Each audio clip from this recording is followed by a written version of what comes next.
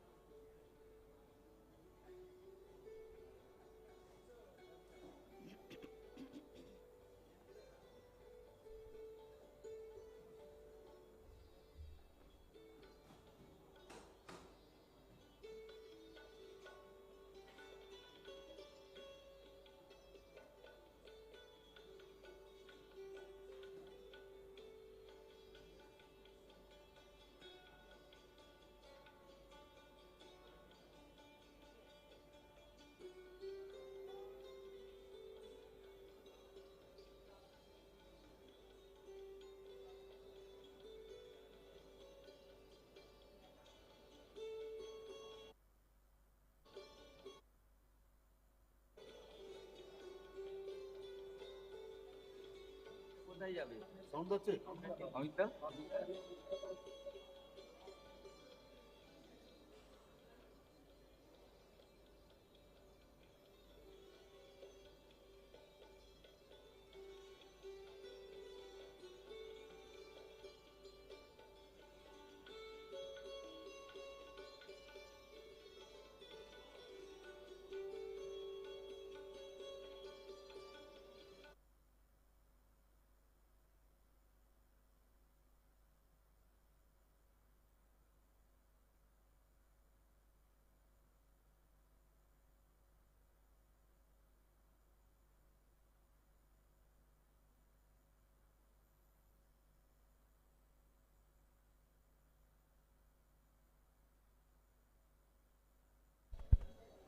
Hello hello उत्तम, तुम बोलो ना, तुम्हारा ऑडियो को चेक करने दो कम से। Hello hello hello. हाँ रामुदा, मैं हेलो बाहर जा रहा हूँ।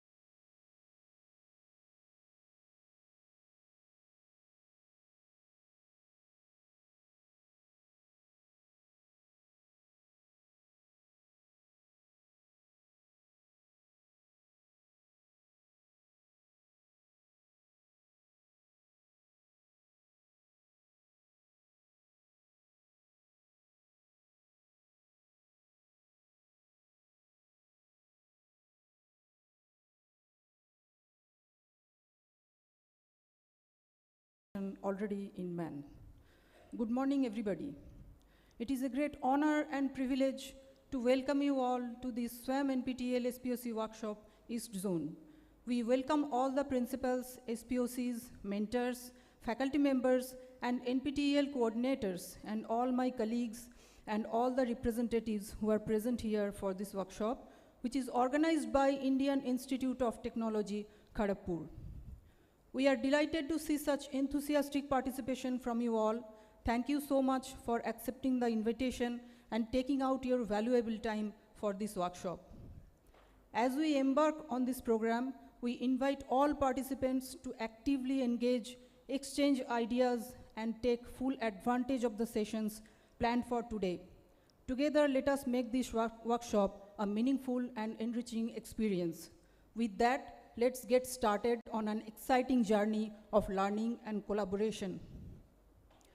To begin our program on an inspiring note, it's my privilege to introduce Professor Hoimonti Banerjee. Professor Banerjee is the coordinator NPTEL, QIP National Coordinator, and Associate Dean, CE&T IIT Kharagpur. Professor Banerjee is professor in the Department of Architecture and Regional Planning, IIT Kharagpur, has more than 19 years of working experience with the vulnerable groups in urban Indian context. She is one of the authors of Universal Design India Principles and NID 2011. Her recent contribution towards mainstreaming inclusion in the domain of urban planning and development is the Inclusive City Framework and revision of URDPFI guidelines, and preparation of online courses for professionals along with UN Habitat and NIUA. Dr. Banerjee is also actively involved in the Global Housing Technology Challenge, an initiative by Government of India to provide housing for all in various capacities. Her recent international academic collaborations include Indiana University of Pennsylvania and MIT, USA.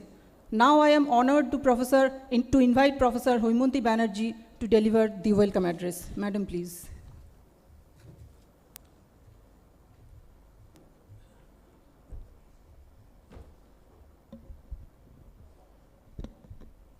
Good morning to one and all.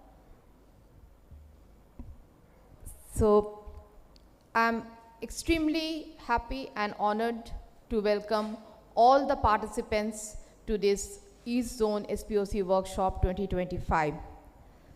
We have here amongst our participants as our distinguished guest, Professor Diwakar Chandra Deka, Vice Chancellor, Mizoram University, Aizawl. We have Dr. Ishwaran Iyer, Vice Chancellor, Arka Jain University, Jamshedpur. We have Dr. Piyush Kanti Pandey, Vice Chancellor, Amity University, Chhattisgarh, Raipur. He has joined us online. We have Dr. Indrodil Mukherjee, Dean of Academic Affairs, Macau, West Bengal.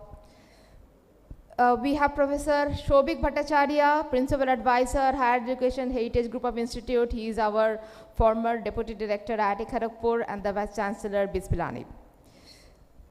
We also have been joined by Dr. Ajay Kumar Shah, Dean of Bihar Agricultural University. He is online.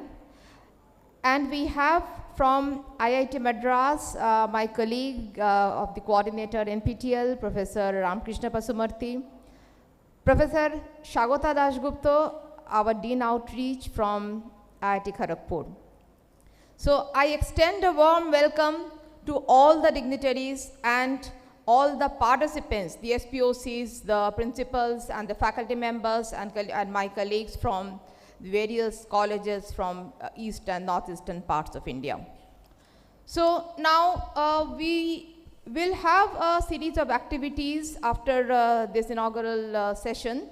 So where we have a presentation where we talk about the NPTEL, what is it about, and the many recent initiatives of NPTEL. We will be listening to the experts and the dignitaries who have taken out their time to join us here. So around 11, we will also be joined online by our director, Professor Shumon Chakraborty, our director at IIT Kharagpur. So now, just to talk about NPTEL, I think those who are here are aware of the purpose and the motto of NPTEL. But just to share some very recent, I would say, achievement of NPTEL, like this time we have for the first time crossed 1 million exam registration, like this time 11 lakh exam registration has happened. So I think the initiative, of all the IITs and professor from IIT Madras, so all of us are very happy about it. We have, and until date, I will be discussing more about the statistics during my presentation, but just to tell certain things that 3,200 plus courses that we have added many new exam centers. Like every time in these SPOC workshops, we talk about having new centers, because probably that's one of the biggest barrier why we cannot reach out to maximum number of people. So we are very seriously working on that, and we have been successful in moving in that line. So, and also there will be many other initiatives we are working on. Like we want to have more flexibility other than the standard model NPTEL is forming. We want to expand our target group. We are looking forward how to integrate the school children into it, how to catch them young into this learning process. We also will be giving a lot of importance to having the repository in more and more possible local languages. So there are some initiatives which we are thinking about, very seriously thinking about working together, and we look forward to collaboration from all of you. So once again, a very warm welcome to this workshop. Thank you.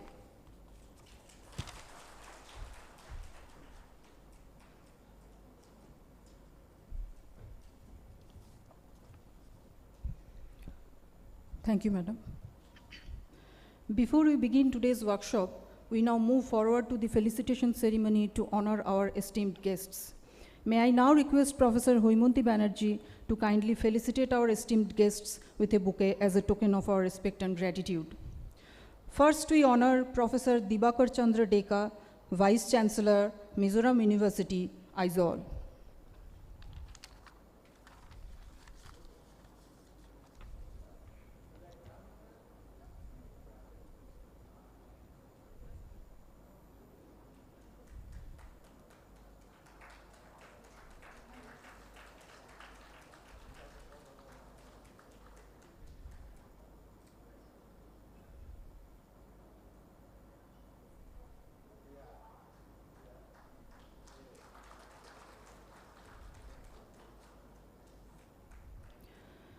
Next, we felicitate Dr. Ishwaran Iyer, Vice Chancellor, Arka Jain University, Jamshedpur.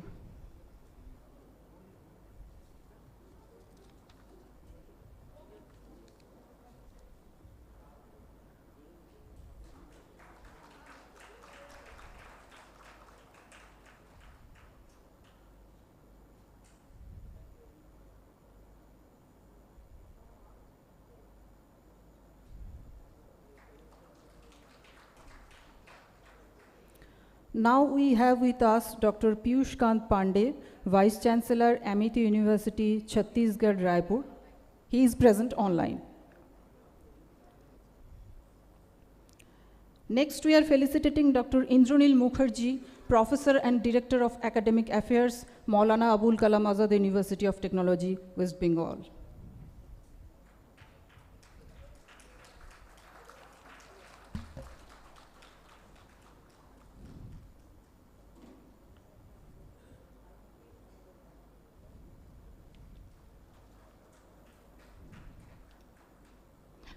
Now we have with us Dr. Ajay Kumar Shah, Dean, Bihar Agricultural University, and he is present online.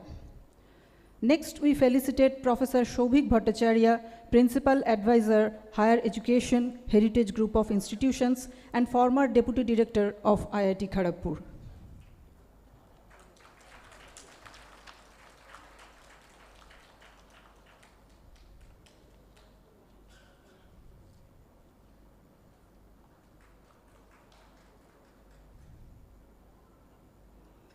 Next, we felicitate Professor Ramkrishna Pasumarthy, Coordinator NPTEL, IIT Madras.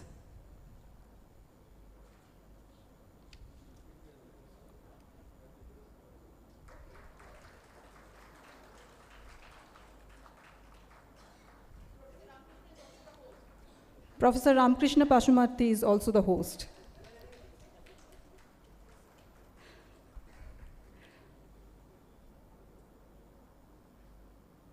Now we extend our heartfelt respect to Professor Swagata Dasgupta, Dean Outreach, IIT Kharagpur.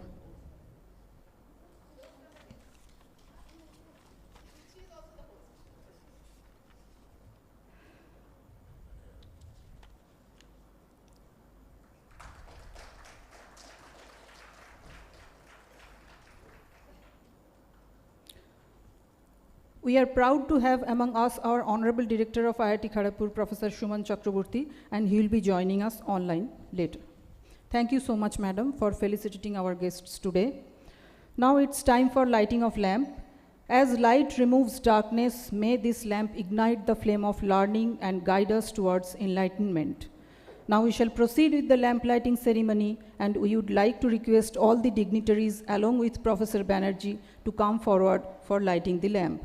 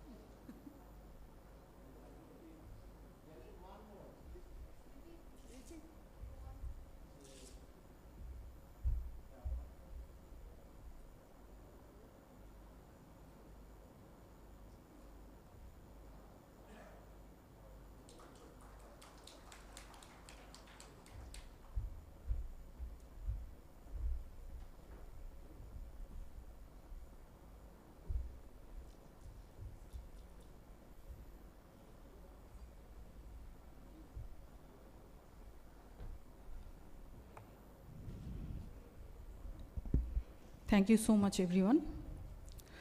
Now it's time to listen to our esteemed guests of today's event. Professor Swagata Dasgupta is Dean Outreach and Professor in the Department of Chemistry, IIT Kharagpur. Her research interests and contributions include specialization in biophysical chemistry, notable work with cataractous eye lens proteins. She has played a pivotal role in developing and delivering core and advanced courses in biochemistry, created a popular SWAYAM video course in biochemistry under NPTEL, which is widely appreciated by students and educators globally.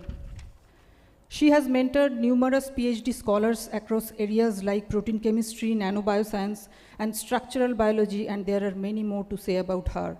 Now, with great honor, I take this opportunity to invite Professor Swagata Dasgupta to share her important inputs with us. Madam, please.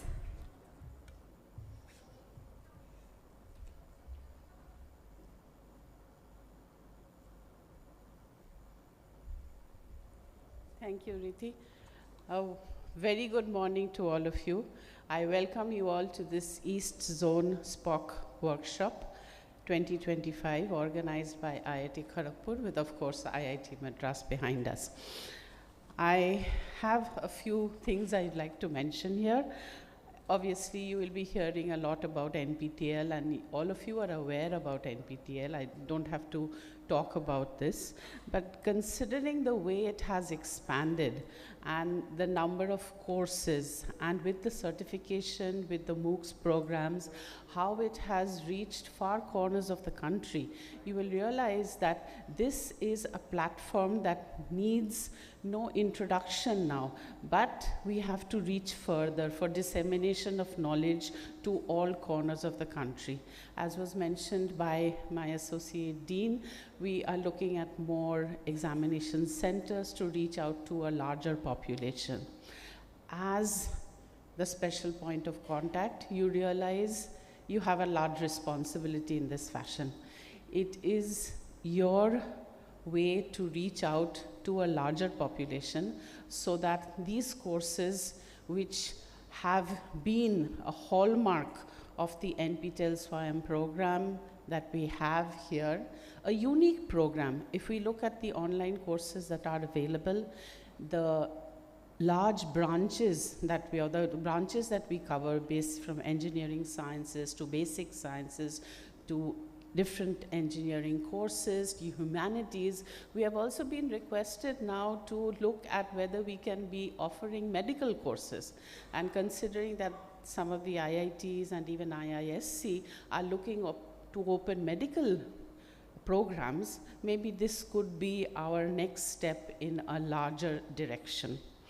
I would also like to take this opportunity to talk about the different faculty development programs that are not necessarily only for students, but obviously for faculty, where we have AICTE approved courses that allow the certification where you can apply for an AICTE faculty development program certificate. So this, I guess, can also be disseminated to the faculty of the different institutes available here.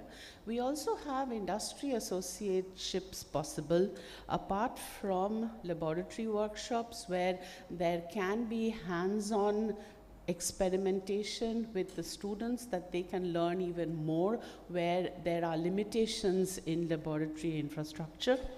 Apart from soft skill workshops for employing or for improved employability of the students. And there is also, apparently, which even I learned, a GATE preparation portal, which apparently would be a very, very important aspect in this field as well.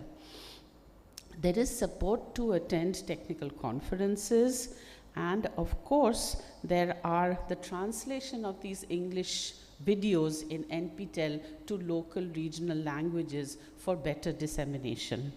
And of course, we have the NPTEL STARS program, which we had a few weeks, I guess last month here, where we honored all the candidates who were there for NPTEL courses. And I would be failing in my duty if I did not give a big hand to the behind-the-scenes personnel who make NPTEL possible. So please join me in thanking them in all the recording and all the aspects and our huge office that makes everything possible. I hope you have a very fruitful session here. We will be here for the whole time. And of course, you will listen to other dignitaries speak. You will have the specific people from NPTEL where you can have your questions answered. So please feel free to interact, and please let us know of the limitations or how this can be improved and how we can go further and have our feelers in all corners of the country. I wish you a very successful time here. Thank you very much.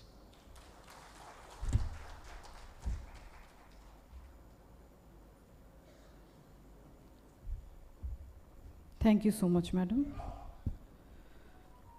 Professor Ramkrishna Pasumarthy, Coordinator NPTEL IIT Madras, has received the PhD degree in Systems and Control from the University of Twente in the Netherlands. He is currently a professor at the Indian Institute of Technology, Madras, and is also associated with the Robert Bosch Center for Data Sciences and Artificial Intelligence, IIT Madras. He also held visiting positions at the Stanford University School of Medicine, Stanford, USA. His research interests include modeling and control of complex physical and network systems with applications to power, traffic, and brain networks, and identification and control and resource optimization in cloud computing systems. Now I have the honor of inviting Professor Ramkrishna Pasumarthy to kindly address the audience. Sir, please.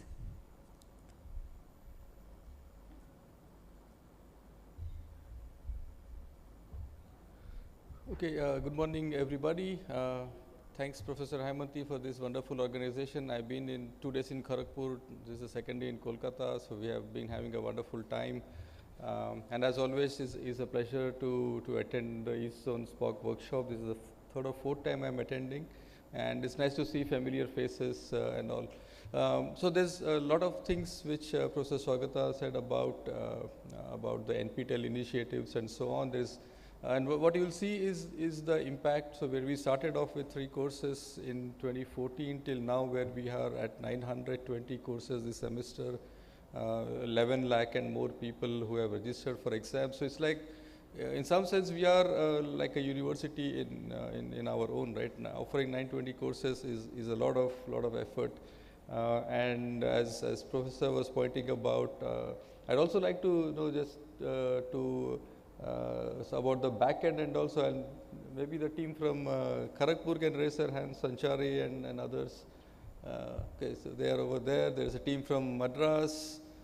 Then we have teams from Delhi and Guwahati. So what you see on the screen, how the assignments work, how the exams work, so everything is configured by a lot of these people. So a big hand for them of doing all the heavy lifting from our side.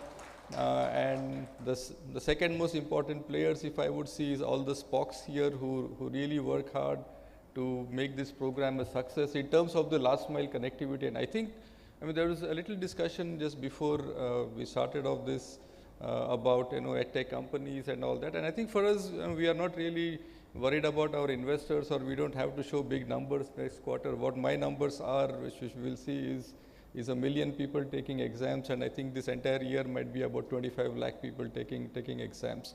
And the enabler is the last mile connectivity in terms of all our SPOCs doing wonderful efforts at the local chapters, getting students to enroll.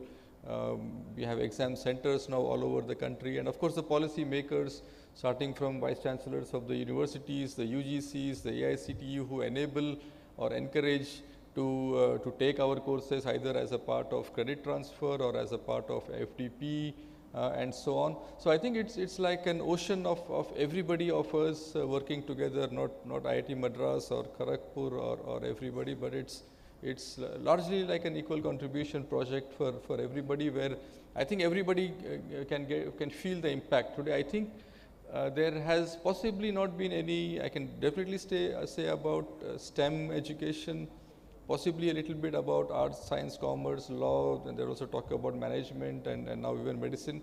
Everybody would have watched at least one NPTEL video. I think and that kind of sees, you can also see the numbers, right? So we are over 1 billion views and all that, which means everybody in India has watched at least one NPTEL video. And that outreach is enormous, which cannot be measured in terms of any kinds of maybe financial returns or something like that, but the outreach only in terms of the impact that we had. We'll maybe listen to a lot of success stories. There were stories which was playing here about the pre-doc. So it's not just one-time content delivery and then we forget. We do a lot of things to make things easier for students, to help in their career growth, to help in their knowledge base and so on. So I'll just keep it short here. I'll again interact with a lot of questions. So the thing is, again, happy to be here, and thanks for everybody to be here. And I hope we will have a lot of discussions later today. We had a meeting yesterday of what more we can do to get widen our base and also to adopt latest state-of-the-art technologies into our platform. There are a lot of wonderful suggestions. There were things about, I think, exams and all discussed. We will continue on those. So I'll conclude with this, and thanks everybody for being here. Thanks for the organization, and we'll continue our discussions later today. Thanks everybody.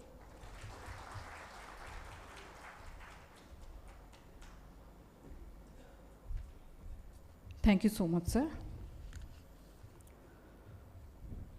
Dr. Ajay Kumar Shah, he is present online with us. He is the Dean, Bihar Agricultural University. He did his graduation in agriculture from BHU Varanasi in 1994, completed MSc in extension in 1996 from National Dairy Research Institute, Karnal, joined ICAR as scientist in December 1997 at Indian Institute of Sugarcane Research, Lucknow. He has been promoted to the post of principal scientist in December 2012. Before joining BAU, he was head extension division at ICAR IISR, Lucknow.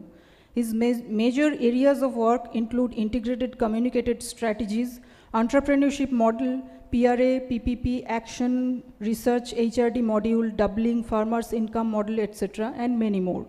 I now request Dr. Ajay Kumar Shah to kindly address the audience. Sir, please.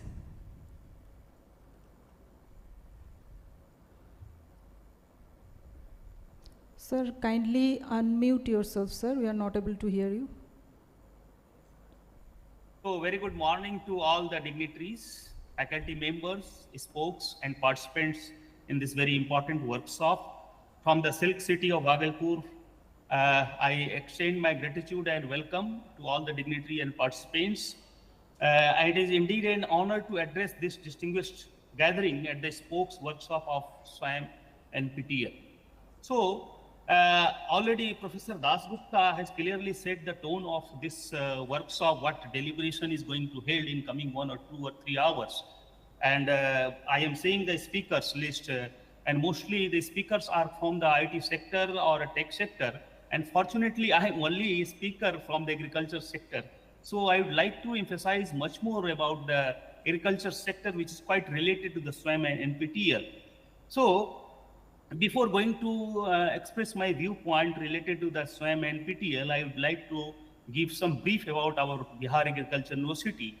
This particular university was established in the year 2010, and within the short 15 years, many of innovations have been introduced in our academic program, for which this university received so many applauds or recognition at the national and state level. Presently, we are implementing the UG program in agriculture, horticulture, engineering, and biotechnology, and master program in 15 disciplines of agriculture, and also one in the agribusiness management.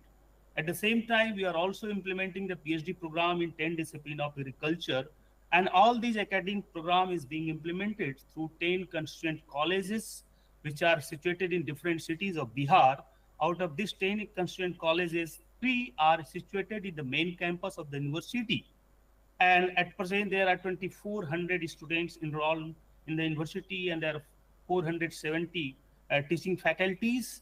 And we are also catering the need of research in agriculture sector through the 15 research stations. And we are implementing several extension and training programs through Krishi Vigyan Kendra. So now, coming to our viewpoint on behalf of our university about the SWAYAM and NPTEL, I would like to mention here that SWAYAM and NPTEL have emerged as a transformative initiative in India's higher education system. They offer students the opportunity to learn the best faculty in country, access world class resources, and pursue flexible learning beyond the boundary of their institutions. So discipline ranging from the humanities, science and technology, management and engineering to biotechnology and agriculture are now well represented on these platforms. And the recent educational reforms, especially the National Education Policy 2020 and the recommendation of ICR 6th Din Committee report have further strengthened the relevance of these platforms. NEP 2020 emphasizes the multidisciplinary education, digital learning, and lifelong skill development. Similarly, ICR has mandated that students of agriculture complete a set of courses through online platforms like SWAYAM and NPTEL. And this shows how agriculture education is aligning itself with the digital and flexible learning models of the 21st century. And for agriculture university and institution like us, this development is not just a mandate, it is an opportunity. It is an opportunity to integrate diverse learning resources, expose students to emerging domains, and connect agriculture with cross-sectional subjects such as climate science, artificial intelligence, data analytics, entrepreneurship, food processing, rural development, and sustainability.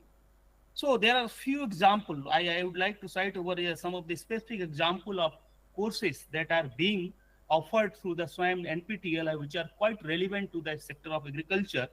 And coming to the direct agriculture and allied courses like dairy and food processing engineering, food biotechnology, post-harvest management and value addition, soil science and technology, precision agriculture, agriculture economics and agribusiness, integrated pest and disease management, fisheries and aquaculture. These are some of the very important courses which are directly related to agriculture, are already available or in process of designing these courses through the SWAYAM NPTEL.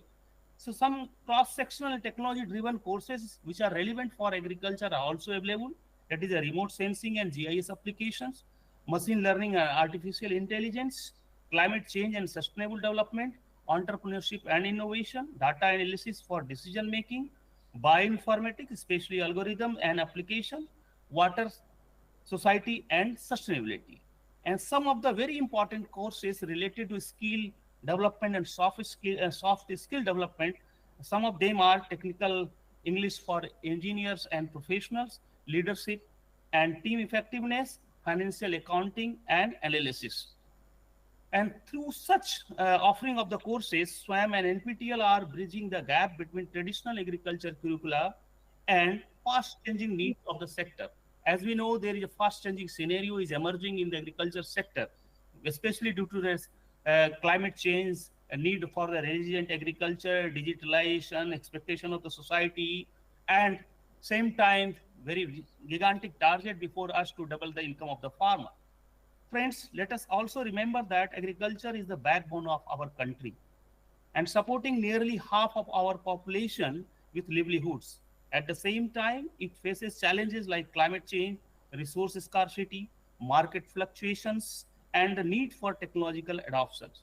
And preparing our students to face these challenges requires more than conventional classroom teaching, and it requires exposure to the best practices worldwide, multidisciplinary learning, and digital competencies, all of which SWAYAM and NPTEL provide. This is a very kind, fortunate situation for the student who are pursuing the different program in agriculture sector.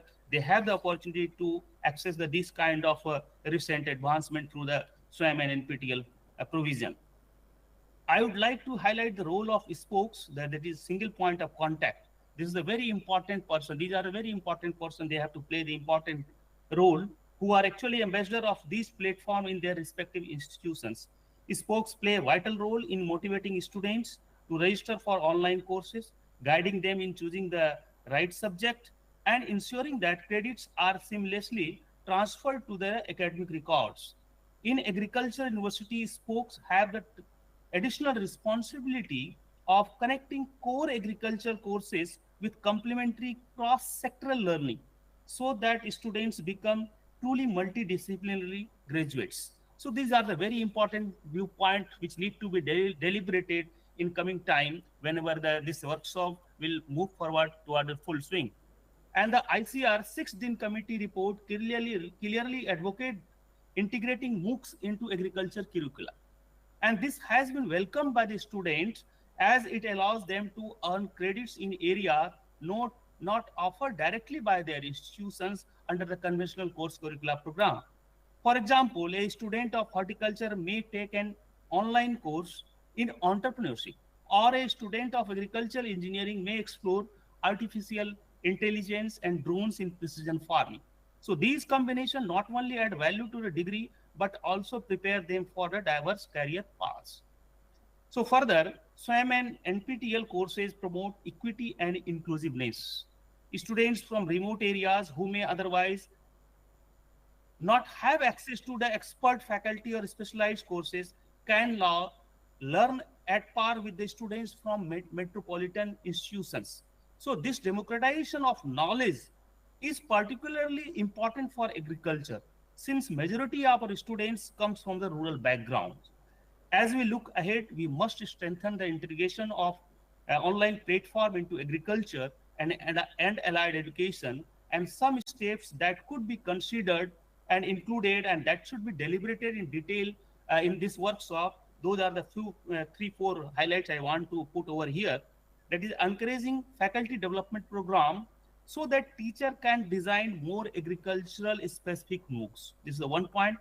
Next is establishing credit transfer mechanism smoothly in all agriculture universities and motivating students to explore not only core courses but also interdisciplinary courses, creating regional language MOOCs in agriculture to reach a larger audience, and promoting blended learning models where classroom teaching is combined with online learning for maximum impact. So, to conclude here, SWAYAM and NPTEL are not just online platform. They are catalysts of change in Indian education. For agriculture and allied sectors, they represent a golden opportunity to modernize curricula, integrate technology, and prepare a generation of students who are competent, confident, and globally competitive. As spokes, educators, and facilitators, let us take this responsibility seriously and encourage our students to make the most of these platforms. So together we can ensure that agricultural education in India remains vibrant, multidisciplinary, and future ready. So last, let us come forward and join hand together to make SWAYAM NPTEL a platform of inclusiveness for the larger group of rural aspiring youths and make it address the emerging challenges like climate change, resilient agriculture, digitalization, soft skilling, declining factor productivity in farming, dissatisfaction with the farming, and most important, to make our country a developed nation by the year 2047. So last but not least, I would like to extend heartfelt thanks to the organizer for giving me opportunity to share my viewpoint with all the dignity of participant in this works of SWAYAM and NPTEL. So at the end, thank you one and all. Thank you.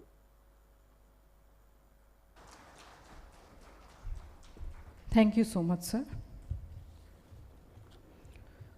Professor Shobhik Bhattacharya is a distinguished academic leader whose career bridges scholarship and institutional transformation.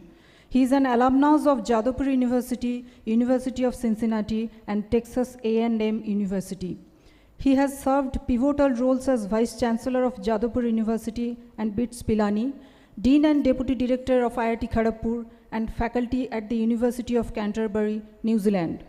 His strategic influence extends through advisory positions as SVP at TCG Crest, International Advisor to Kathmandu University, Pro-Chancellor of Amity University, and Principal Advisor to the Heritage Group of Institutions.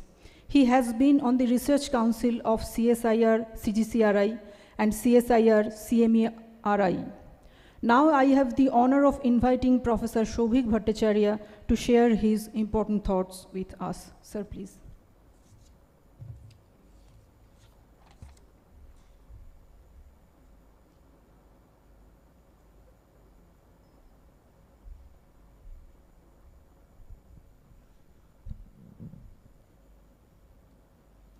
Good morning. It feels a little weird that many of us have dedicated a lifetime to this institute, and suddenly you are called a guest. But it's nice also. Thank you so much for having me here. Very humbly, I'll take a bit of a orthogonal view. For many years, I'm not connected with, nor am I even familiar with the stats and the expanse and the depth and breadth of NPTEL SWAYAM operation. So I'll take a bit of a high level and, as I said, a lateral view. And so I asked myself, what is it that I want to speak on?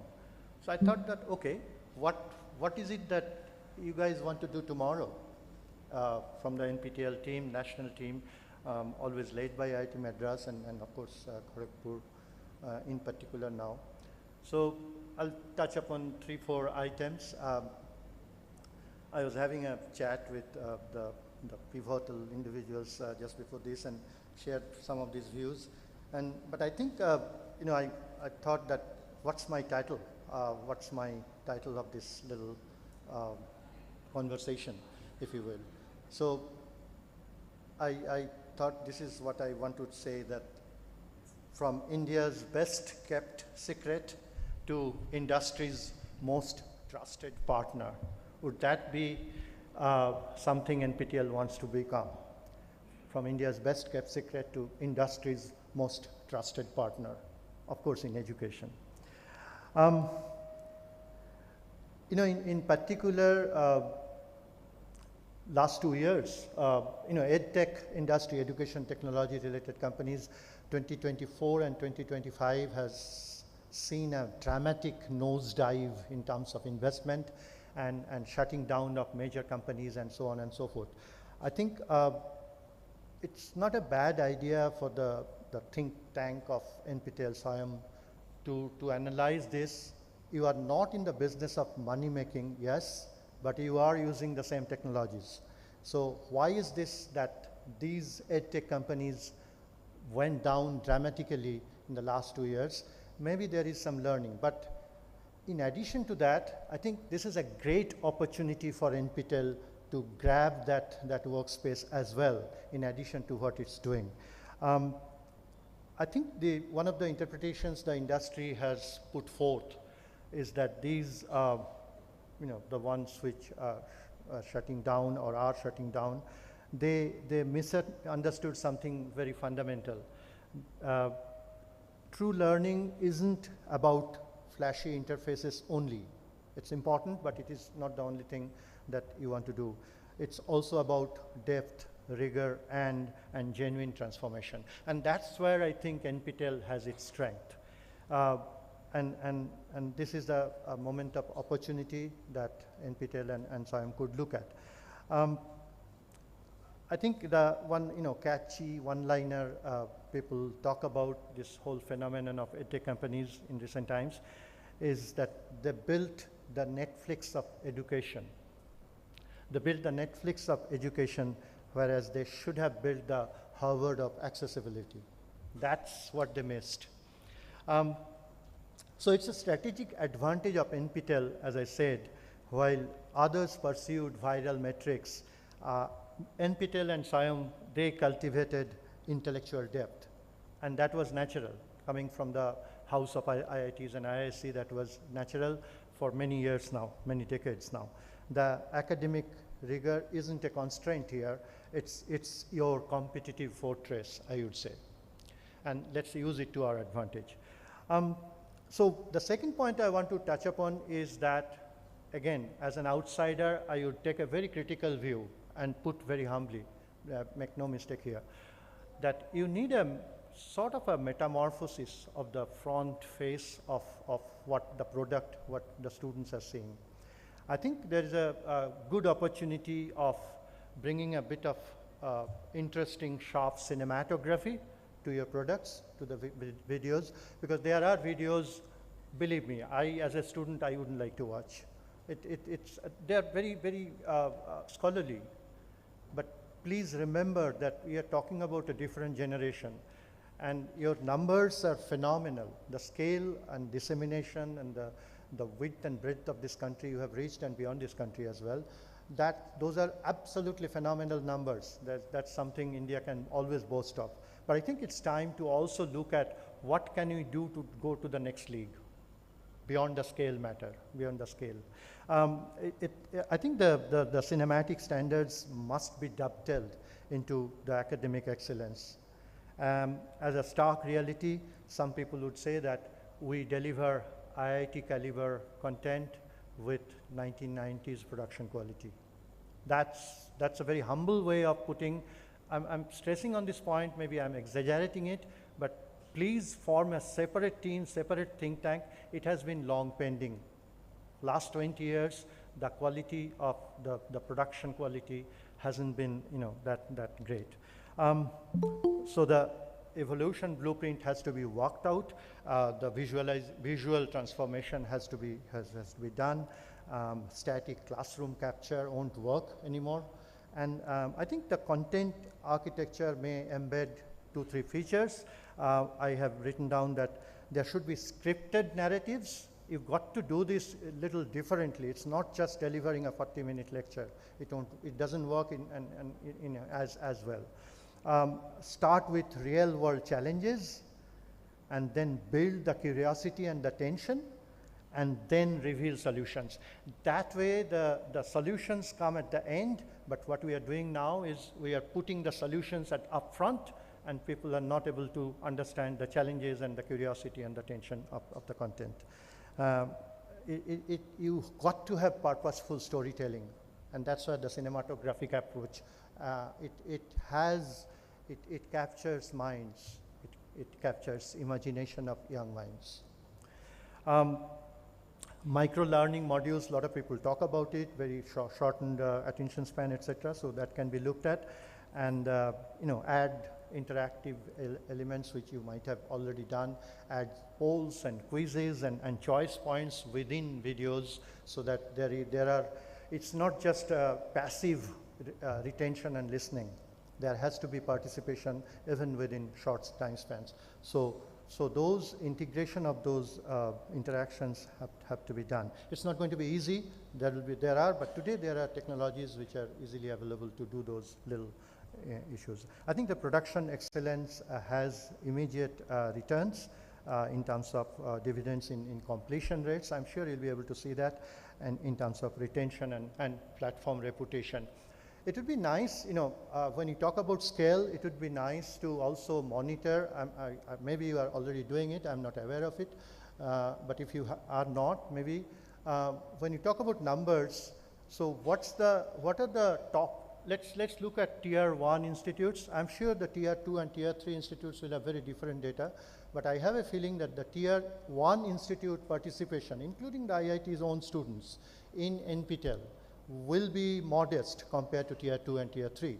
So what percentage, so I'm suggesting this, what percentage of the tier 1 institutes enrollment, total enrollment in their on-campus programs, not NPTEL, what percentage of that is enrolled in NPTEL formally and completion rates? And do it over the years, last 5 years maybe. Is there an annual growth in that? That will tell you a story. So I repeat, what percentage of the total enrollment of these institutes are enrolled in NPTEL? I'm only talking about tier 1 institutes here. See that, and maybe that will tell you a story. The third one I want to talk about is industry symbiosis. I think it's time that if it is not done already, I keep saying this because I'm not familiar with the entire bouquet of courses, the repertoire of NPTEL that you have today. You've got to look at solving real challenges for sustainable returns. Talk to the industry, take them as partners. Maybe you can look at some of the industry programs that are in operation. I think work integrated learning programs, not a bad one to emulate. There is an organization or university which has a complete monopoly on that. 46,000 enrollment for paid programs. People are paying large sum of money to do those degrees. And so maybe NPTEL can, and this is actually a workspace where, even though I know that NPTEL is not looking at financial returns, but there is a beautiful opportunity to get some good revenue as well and come out of government support entirely. NPTEL should be on its own very easily. I think this co-development of contents with the industry. And this also has another, you can have two tracks. You can have the academic track, which you are doing right now beautifully. You have already done that. And then you can have the professional track, which is a new track that can evolve, that can be co-developed with the industry, and so on. This also has a very beautiful return. India has this major issue of employability gap. Our graduates are not employable. So this professional track content, or the bouquet of courses that you develop with the industry, and the industry will co-certify, will also help the country in this direction. I think this is an area which is untouched, and the industry would be willing to work. And so, there are also areas of research. IIT Kharagpur, for example, I won't talk about other IITs, I'm not so familiar. IIT Kharagpur has a lot of research content which is not the conventional academic content. That could come in for a different cluster of people. I'll give you a small example, and again, you do this with the industry, co-develop. There is an institute I'm currently talking to. There is a company presently in Kolkata. It's a multinational company, but present in Kolkata, where I'm talking to them about developing contents which are not usually taught even in the IITs today. Something like neuromorphic computing or edge computing. It has serious edge computing is taught, it's a little more conventional, but neuromorphic is not. And whether we can, so you are going to look at developing contents in a way you are competing with your on-campus counterpart of the same institute. You're going to offer something which is not offered in your on-campus content today. You have always been delivering things which are sort of in addition to what you are doing on campus, right? Or offline. So I'm saying that NPTEL could graduate into that next league where it will compete and win against your off-campus or offline, not off-campus, offline offerings. So why it stay limited to the plain vanilla? Go for the esoteric. The technology, this is the last bit I want to speak on. The technology horizon everybody is talking about. I think we need to embrace. We just cannot ignore it. We need to embrace whether the GenAI tools or AI in general, can that help NPTEL achieve things which it is not able to achieve today? I think you need to look at the additional capabilities and the brownie points that you can get, which will improve the acceptance, which will improve the retention rate, which will improve the reputation of the platform. It's doable. It's something which, there are a lot of AI experts in every IIT, and including IIT Kharagpur. I think it will be good to form a small task force, a very small team of computer science folks who are interested in education, AI experts, to bring in those elements and add to it. Because, tomorrow the courses offline, online offerings should be exciting all the senses of an individual. It's not going to be a stale classroom video recording. That won't work tomorrow. And this is something I strongly believe that it can go into the next league with all these and shift from passive consumption to active adaptive learning with the support of AI tools. And AI tools has this advantage of, a lot of people talk about it, personalized learning.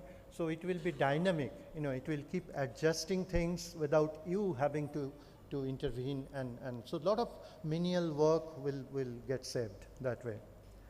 So I think, in my reading, NPTEL is at a bit of an unprecedented crossroad today. If we utilize to our advantage, it will be good for the nation. And the question I finally say is that isn't whether we can do this. I don't think that's the question. The question is whether we are ready to seize this moment. Thank you so much.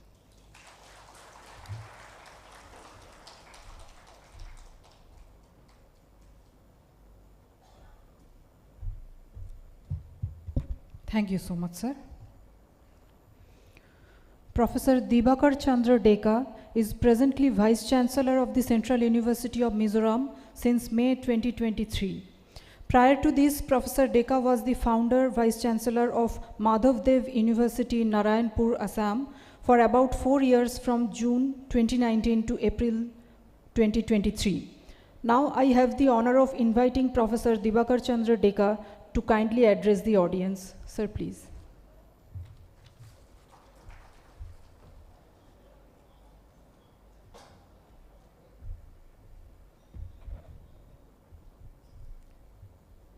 Namaskar to all of you. Respected dignitaries present offline, online, members of the organizing committee, NPTEL SPOC workshop, respected participants, ladies and gentlemen. I'm really very happy to be with you this morning. Two reasons. First, my university is part of this program, NPTEL SPOC workshop. Secondly, I am connected with IIT Kharagpur after a long time, maybe short time here. And I was an alumnus of IIT Kharagpur. I received M.Tech degree in 1986, then PhD in 1989. So I am happy to be here and to stand before you.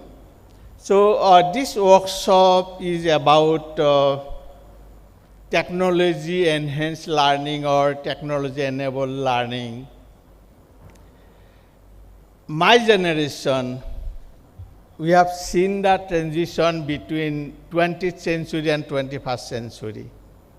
If I look back to the last 25 years of the last century, and the 25 years of this century, I can see, it's very clear to my eyes how the transition has taken place.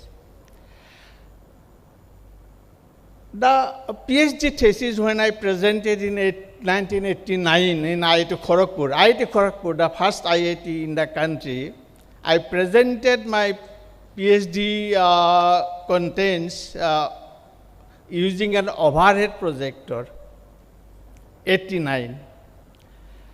I went to Tokyo Institute of Technology in 89-90 after getting PhD, in 1990, same thing I did in Tokyo Institute of Technology, same thing overhead projector. And 97, 98, towards the end of the last century, I went to University of Manchester, same thing I did, that overhead projector. Very few lucky people had a computer. Our internet facility was in the beginning stage like that. We could not use much even in Oxford, even in Manchester University. Like today, we could not use internet facilities. Did not have smartphone, all these things. So there was a technology was growing slowly. But it was very slow speed. In the last 25 years, I have seen, because I had been in 25 years from Cotton College, now Cotton University, then Guwahati University, then IIT Kharagpur, then Tokyo Institute of Technology, then Manchester University, 25 years. I did not see much growth in the technology. It was growing certainly, but very slow pace. And this century, now 25 years running, very fast change in the technology. And this fast changes, as we can very easily see, it has changed the society ecosystem. Very fast, rapidly changing the society ecosystem. So why not education ecosystem? Certainly, it is also very rapidly changing the society, educational ecosystem. At the beginning, as you know, all these things were unimaginable even at the first 5-10 years in the beginning of this century. The concept of your online courses was conceived in somewhere in one university in Canada, 2008. Then the same thing was taken forward by Harvard University in 2011-12, my information that much. Then SWAYAM platform came into 2017 only. So beginning. Because of technology now, so far, the distance education has been considered equal at par with the classroom education, face-to-face education. Now, but in the when distance education open, universities were started in the last century year, nobody considered the degrees with distance university, open universities considered equivalent. We even did not invite the candidates who had the degrees from distance mode. We did not call for interviews. Now, no, all are equal. Because of technology, because of SWAYAM, all these things. Now it is at par, distance mode. Whether I take credits from SWAYAM or I take credit from face-to-face classroom learning, it is same. So if we go to the genesis of how education system is developed in India, say, or globally, what I can see, let us see the history of education, how it was started. It was teacher-centric. In the ancient time of Mahabharata, teachers choose the students, not the students. So who will be the students of a teacher? It will be chosen by the teacher. Ekalabya was not considered for training by Dronacharya. Okay. So though he was so keen to learn from Dronacharya, but he was not considered. So it is the teacher who considered whether a student is eligible for training or teaching or accepting, giving this, the discourses or courses. It was decided by the teacher, teacher-centric. But on the, it comes to my mind that Ekalabya is probably the person, first person I can see from history, that first person to achieve unimaginable expertise through self-learning. That time, self-learning. You are just par with Arjuna or something like that. So, education system for teacher-centric, it was continued to develop for a long time. This is how, when the society's demand for education started, more need was necessary for the society. So, universities, formal universities like Nalanda, Takshashila, all these things came into existence because learning at the Guru Griha, teacher's house, was not possible. So, formal universities came, all these things existed. Now, slowly came to our modern universities like all other universities globally or in India or like IITs here. So, formal universities came.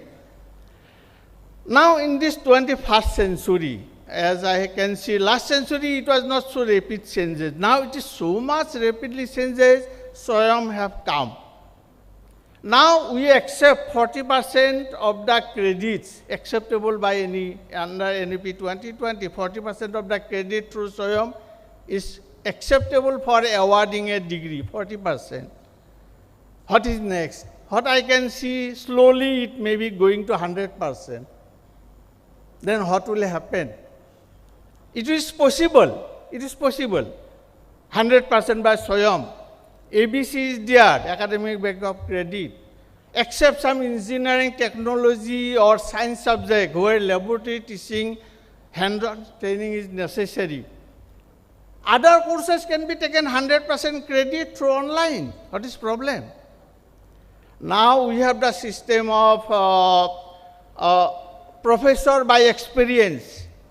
To be a professor, we don't need a formal degree, PhD, 10 years experience, 15 years experience, you don't need.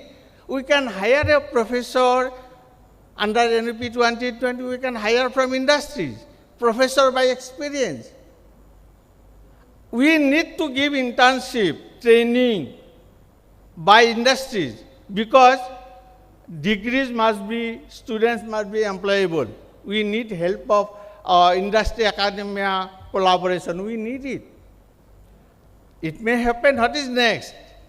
It may happen that industry will not come. We have to go to industry.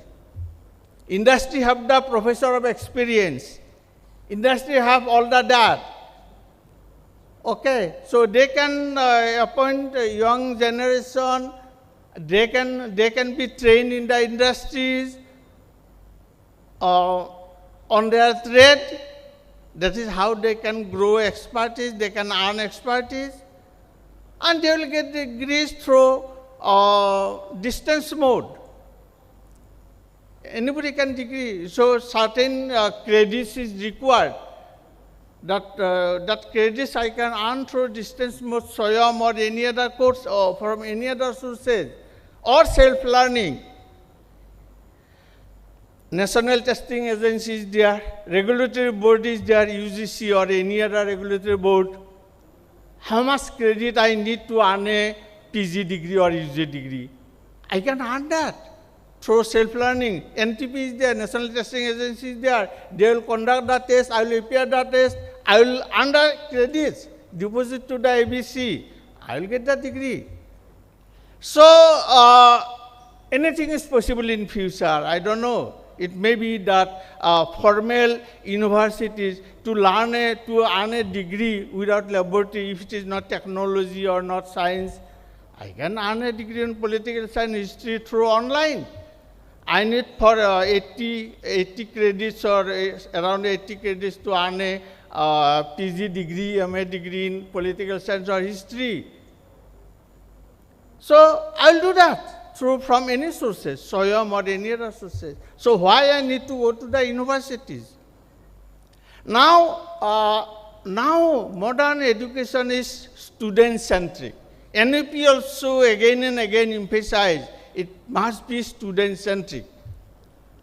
So student may not come to university. They will take the course as per their convenient time. They will be working in industries or any offices. You have to give me course after my office hours. I cannot afford to take classes 10 to 5. No, I cannot. I have my job. You give me course after 5, after office hours. So we have to design curricula, everything plan according to the need of the students. So it is just like customized. You have to, so in universities or even IITs or maybe we have to customize everything, which is being done by SWAYAM. SWAYAM courses can be available after 5. Even exam can be held at 6 o'clock, 7 o'clock. So everything has to be customized. So students are now customers. We have to be ready for that. So what I can see next is that very quickly things are changing. How long it may be possible that, just I think, I need a major course to do a BA or MA. Or any other, one major, 2 or 3 minor I need. Okay, 4 or 5 experts will come together. I will, through online, they will be afford the course, they will be giving the teaching through online. 4 or 5 persons, let us come, one from major course, 3, 4, 5 allied courses. We 4 or 5 people from respective homes, we can deliver the courses online. Students will take the courses. They will appear, if society demands, students demand, government will be compelled to you arrange exam. I will appear exam. If I qualify, I can pass the exam, why not I get the degree? I must get the degree. If society demand, government has to do. So even 4 or 5 people come together without any building, from respective homes, I can give the courses, students will take the courses, they will earn the credits and they will get the degree. Now many offices are being run without any formal office. From there, even my son is in Bangalore, I asked him, he is a computer software engineer. I asked him, where is the address of your office? He says, I don't have any office. My home is my office. It's a big office. Their company is not so small. It is running like that. So even a university can be like that. One major course, one expert from major, 3, 4 minor, 4, 5 teachers come together, run an university. Degree will be given by government, ABC or UGC. Get that? So anything is possible. This with the help of technology, enable technology. So what is I can say comes to my mind, whether we will be seeing that or not. Certainly our young generation, they will see this thing development. And maybe I also will see, because this century is so fast, rapidly changing. And 17 SWAYAM, now see after 5, 6, 7, 6 years, 2 years is COVID. and only 5-6 years, so much SWAYAM has developed. Up to 40% we are ready to accept credit from SWAYAM. So I don't know, if God bless me, even I can see that I am sharing with you that may happen in the next 10 years.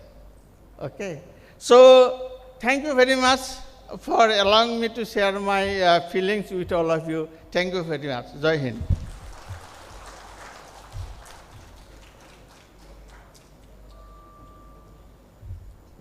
Thank you, sir.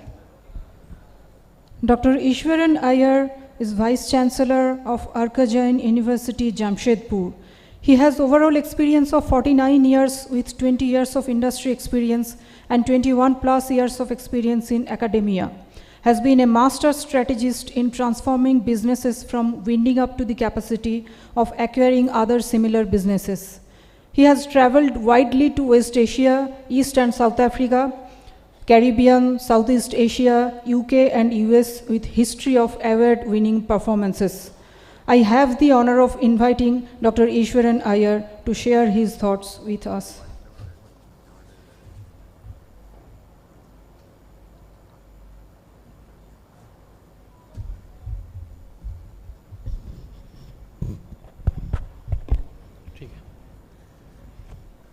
Invited dignitaries, participants, dignitaries who are online, my colleagues from the education fraternity. First and foremost, I would sincerely thank NPTEL, IIT Kharagpur to have invited me for this Temple of Learning function, which I would call it as. The reason being, I come from a generation when I was born, India was called as a backward country, a country of farmers and snake charmers. 1978, when I was doing my second year BCom, I had been to UK in the Rotaract Youth Exchange Program. That was the time when Indian cricketers also had gone there. And one cricketer along with Sunil Gavaskar's name was Sudhir Nayak. He had, by mistake, the intentions were not like that. By mistake, when he went to a departmental store, one pair of socks came and we were all stamped as people who come and steal from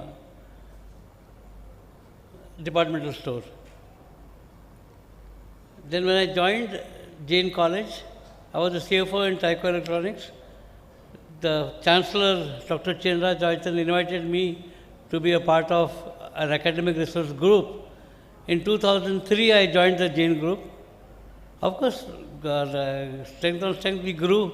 I also grew. But in 2009-10, when we got the Jain University, got the university status, based on our NAC score, we in fact wanted to do something futuristic. And we implemented programs which could help students to take up good jobs. And perhaps the same country, UK, which was nicknaming, I was invited by ACCA for a conference in United Kingdom. I'd gone to London, and the same immigration officer who was stamping, the attitude changed. Oh, you from India? India, Tendulkar, India, Bollywood. And the impact what we were able to create was phenomenal. And he said, welcome to UK, welcome to London. Which are the places? This is the place you should see, that's the place you should see. And all those things happened. The country, which was called as a country of snake charmers and farmers, to become the 5th largest developed economy in the world. Education has played a very important role. And we as teachers have contributed to the development of the nation. So, what I would say is, from the SAGE system, to continue from where Professor Deepakar and Professor Souvik stopped, or I'll add up to what they had told. From the SAGE system of education, the Gurukula days, where it was student-centric, to the STAGE system of education, where the word T got added, technology. I have seen the changes in education as an entrepreneur, as a corporate person, as a teacher, as an accommodation, and now as the Vice Chancellor of the university. We at Arka Jain University have implemented NPTEL courses and have started giving credit. And believe me, many of the students, actually I'm talking more than the Tier 1 city, the Tier 2 city and the Tier 3 city students, they are deprived of quality education. And NPTEL is a platform which gives them a platform to excel and get the prestigious IIT or the IIM certifications, depending on the domain what they would like to take. So from stage to stage, it was, I still remember, we had COVID suddenly, and there was a complete lockdown.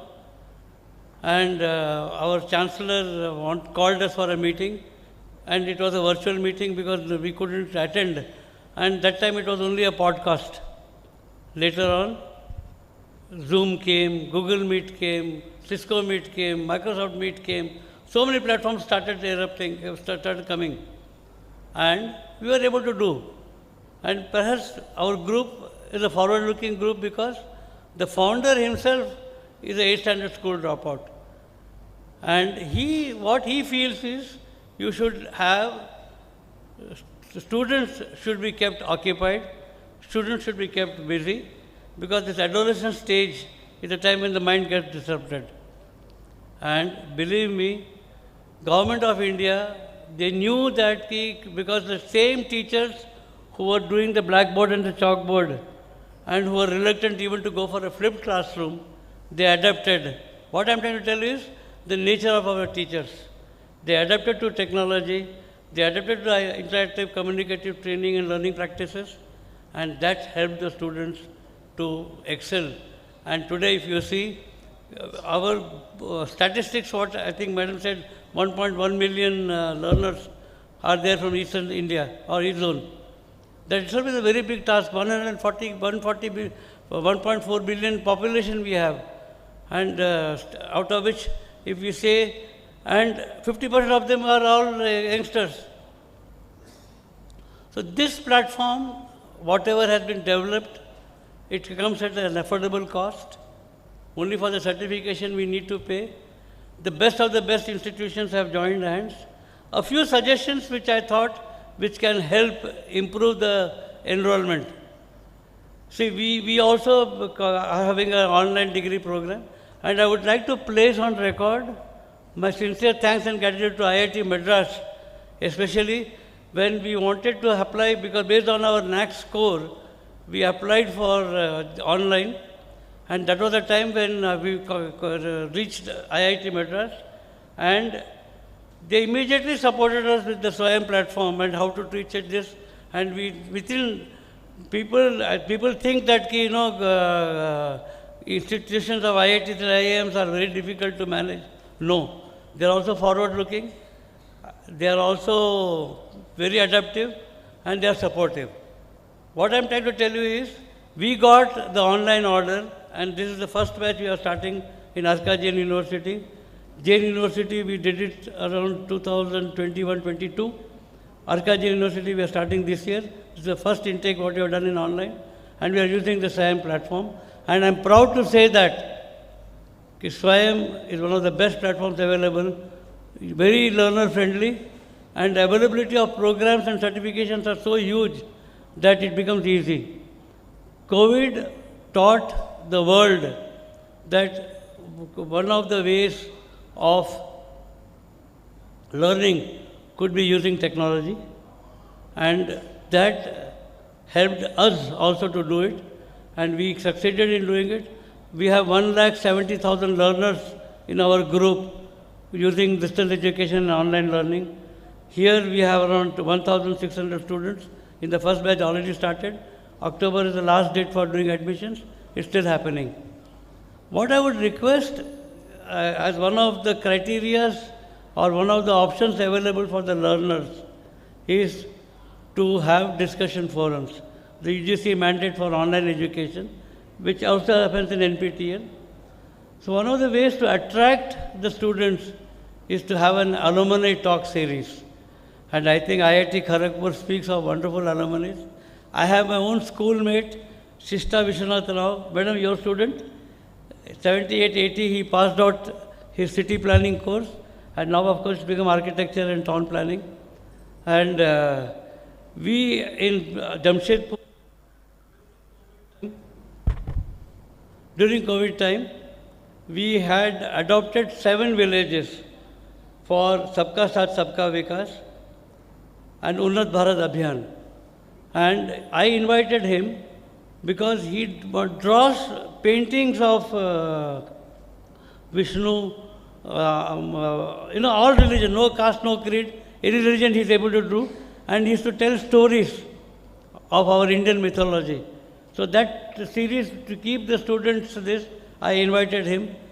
Could be as a part of your emerging technologies and emerging trends in business.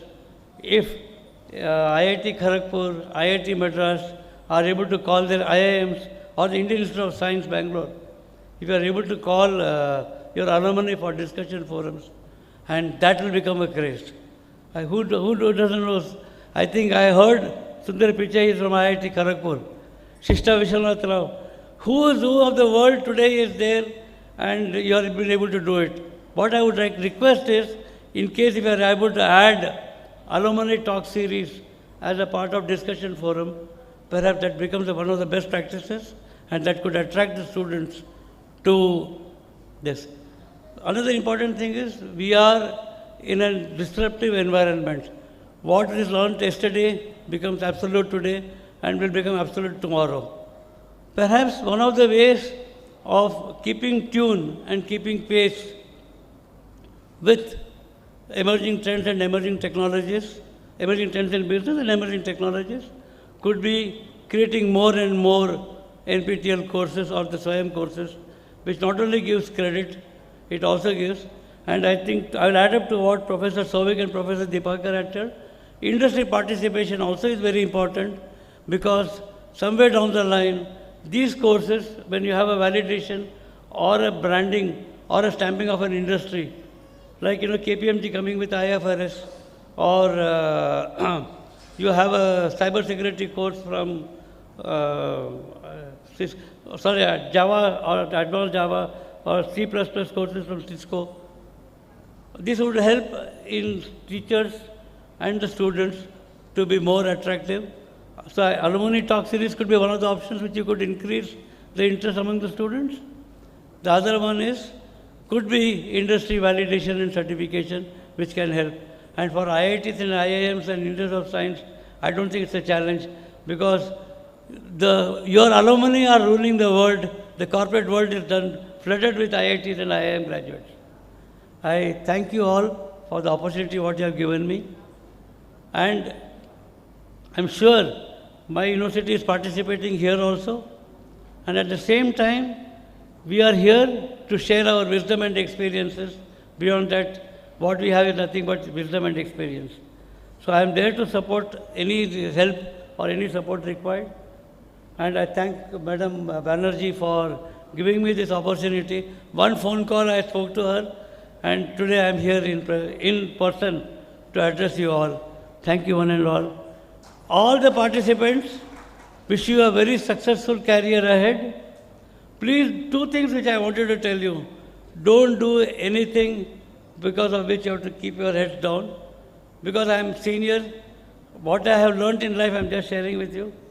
Second thing is, in fact, my father was in the income tax department.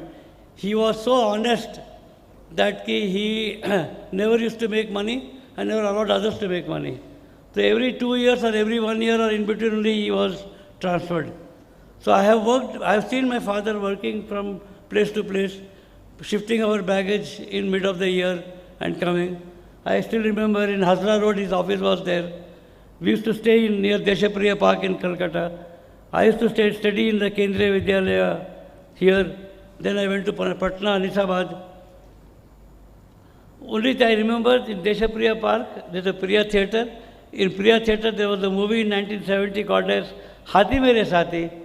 And one of the learnings which Sanjay Dutt was given by Sunil Dutt gave to Sanjay Dutt, इस दुनिया में रहना है तो काम कर प्यारे, हाथ जोड़ सबको सलाम कर प्यारे, वरना ये दुनिया जीने नहीं देगी, खाने नहीं देगी, पीने नहीं देगी. So teachers, right from the Gurukula days to the state system, to the state system, we are worshipped as gurus. Guru Purnima is there. 5th September we have the Teachers' Day celebration. So please see that you be innovative. Don't do anything which you have to keep your heads down. Be modest. Don't be biased. I wish you all the best. Have a bright career ahead. We are there to support you. Thank you very much.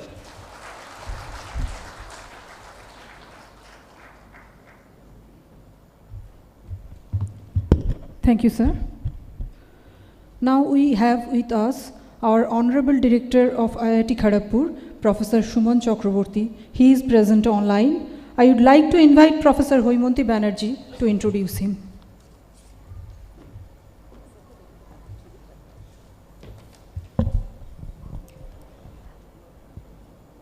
I'll take the pleasure to introduce our honorable, respected and beloved director, Professor Shuman Chakraborty. Professor Chakraborty, a BTech in Mechanical Engineering from Jadavpur University, followed by an M Engineering Gold Medalist and PhD from the Indian Institute of Science, Bangalore in 2002. Joining IIT Kharagpur in 2002 as an assistant professor, he has since held several key leadership positions, including Dean Research and Development, Head of School of Medical Science and Technology, and Institute Chair Professor. He is a Sir J.C. Bose National Fellow and recipient of the Institute Chair Professorship, reflecting his sustained contributions to research and academic leadership. Professor Chakraborty's scholarship explores the frontiers of micro and nanoscale fluid dynamics, with particular focus on interfacial physics, electrohydrodynamics, and biomimetic system. He is internationally recognized for pioneering paper and pencil microfluids, a breakthrough that has enabled ultra-low-cost diagnostic platforms and point-of-care tools, particularly for resource-limited settings. His innovations, ranging from portable blood testing disc and pain-free sampling techniques to low-cost kits for anemia, infection, and drug resistance detection, are supported by more than 500 plus publications, 25 plus patents. Successful technology transfers, including COVID-App, pre-pack cure, HemoQR, and OroScreen, and the mentorship of over 55 plus doctoral researchers. His work has been honored with the Shanti Swarup Bhatnagar Prize in 2013, Infosys Prize in Engineering and Computer Science 2022, the National Award for Teachers from the UNESCO 2026. He is also an elected fellow of several distinguished academics and societies, including the American Physical Society, Royal Society of Chemistry, Indian National Science Academy, Indian National Academy of Engineering, and the Indian Academy of Sciences. A central theme of his career has been the translation of advanced scientific research into accessible technologies with direct social impact. As director, Professor Chakraborty is shaping a renewed vision for IIT Kharagpur's academic and cultural landscape. He has placed student welfare and mental health at the forefront, advocating for a more empathetic and human approach to education while upholding academic rigor. He has also fostered upon dialogue and transparency across the campus community, strengthened bonds with alumni, and encouraged cultural inclusivity, introducing a trilingual campus identity in Bengali, Hindi, and English. Equally important, he has emphasized student safety and well-being, instituting proactive measures to prevent campus tragedies and nurture a sense of belonging. He is also, it's very encouraging for us, very passionate about NPTEL. So we will be hearing from him now, and he is actually a leader who leads by setting examples. Professor Chakraborty, I welcome you. Thanks very much, and I hope I am audible. If you could kindly confirm whether I am audible or not, and I can start. Hello. Yes, sir, you are audible, sir. Okay. So first of all, good morning to all of you, and I am sorry that because of some other engagements I could not be there physically. Nevertheless, it gives me immense pride and joy to address this distinguished gathering of experts. I have seen the list of experts ranging from very, very experienced senior academicians like Professor Shobik Bhattacharya to the leaders of various universities, and of course, distinguished gathering of single points of contact or SPOCs who form the backbone of the NPTEL or SWAYAM local chapters spread all across the country. This year is particularly special for IIT Kharagpur as we celebrate the Platinum Jubilee of our institution. 75 years of a journey that has not only shaped the landscape of technical education in India, but also continuously redefined how knowledge can transform society. At this historic juncture, we must ask yourselves, how do we extend the promise of IIT quality education, of rigor yet inspiring pedagogy, of deep research seamlessly linked to practical impact beyond the walls of the IITs and IISc to reach the last mile learner at the grassroots? NPTEL, born as a collaborative vision of the IITs and IISc and supported generously by the Ministry of Education, has already democratized access to quality education by bringing our classrooms online free of cost and by certifying learners at affordable rates. But these are not the real strengths. The real strength of NPTEL lies not only in its courses, it lies on the people who make it work. And you, including the SPOCs, are the heart and soul of this movement. You are the leaders within your institutions, the mentors who bridge the aspirations of the students with the opportunities that can be created through the NPTEL and the SWAYAM platforms. Your role extends far beyond the enrollment drives or coordinating exams. You are the mentors of learners, champions of innovation in teaching, and custodians of a national mission. Through your dedicated efforts, millions of students in remote corners of India are able to feel that an IIT classroom is not distant, but is accessible to them in their own institutions, at their own homes, and now in their own languages. And this brings me to a critical responsibility that we must shoulder, aligned with the National Education Policy 2020.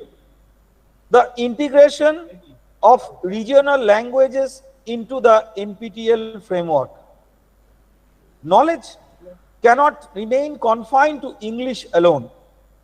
The true spirit of inclusive education demands that a young learner in Bengali, Odia, Gujarati, Tamil, or in the villages of the Northeast India should be able to access IIT quality content in their mother tongue.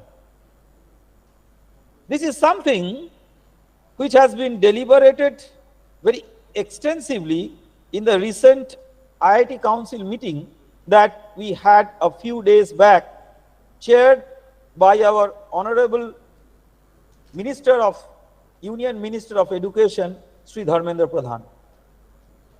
I am immensely pleased to announce today that IIT Kharagpur will take the leadership in adaptation of NPTEL contents to Bangla, not only through translation, but also by developing new lectures directly in Bangla. This effort, we believe, should become a model for other regional languages as well. Championed by different IITs and institutions all across the country. This commitment emerged out of our recent deliberations, recent means just a couple of days back, with the visiting delegates from IIT Madras, NPTEL and other education technology and online education experts from them, and we all agreed that this will be implemented in close collaboration with IIT Madras and IIT Kharagpur, with IIT Madras already having a robust structure in place for candidate selection, multiple admission channels and curriculum design aligned with NEP's multiple entry and multiple exit framework. Together, we will also expand different hybrid models that combine online education with embedded internships in popular areas such as AI, data science, and many others, while at the same time reaching underserved schools through a new initiative of IIT Kharagpur, which we have coined as Concept Capsule Program. Let me clarify what is this Concept Capsule. This is different from the use of AI to adapt NPTEL content into multiple languages. The Concept Capsule short video series is a completely new paradigm designed as short, structured and engaging educational videos of 15 minutes or less. We are all aware of the reduced attention span of modern day students because of several reasons. These capsules are therefore designed as short, structured and engaging educational videos progressing from school level fundamentals to advanced academic and professional insights in graded form. Unlike regular NPTEL online courses on SWAYAM, which are full-length lecture series, Concept Capsules will focus on key concepts in each subject, ensuring that learners build clarity step by step. In an era where the internet is overflowing with fragmented information and many of them are questionable in accuracy and authenticity, this initiative seeks to revolutionize learning by nurturing curiosity, bridging conceptual gaps from a very early stage of learning, and ensuring that the students don't merely prepare for exams, but gain purpose and joy in applying knowledge to areas like design, innovation and research in the later parts of their career. By strengthening foundational knowledge, structuring progression from schools to higher education, Concept Capsules will empower not only students, but also educators and lifelong learners of teachers like us.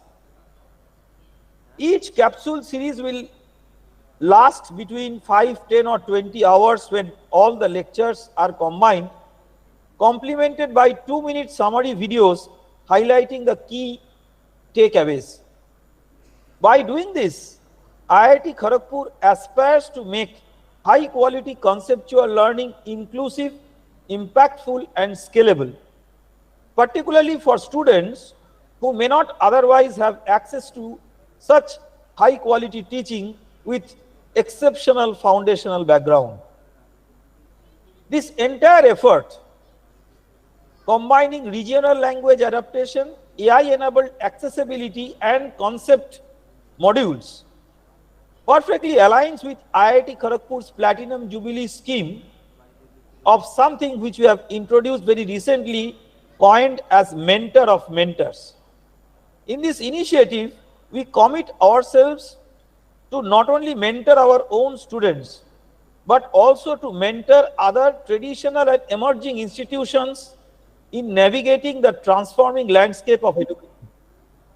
This includes guiding them in adapting dynamically to the transforming world, translating challenges into opportunities in terms of education, research, and employability, and shaping new models of academic program development, innovation, and entrepreneurship.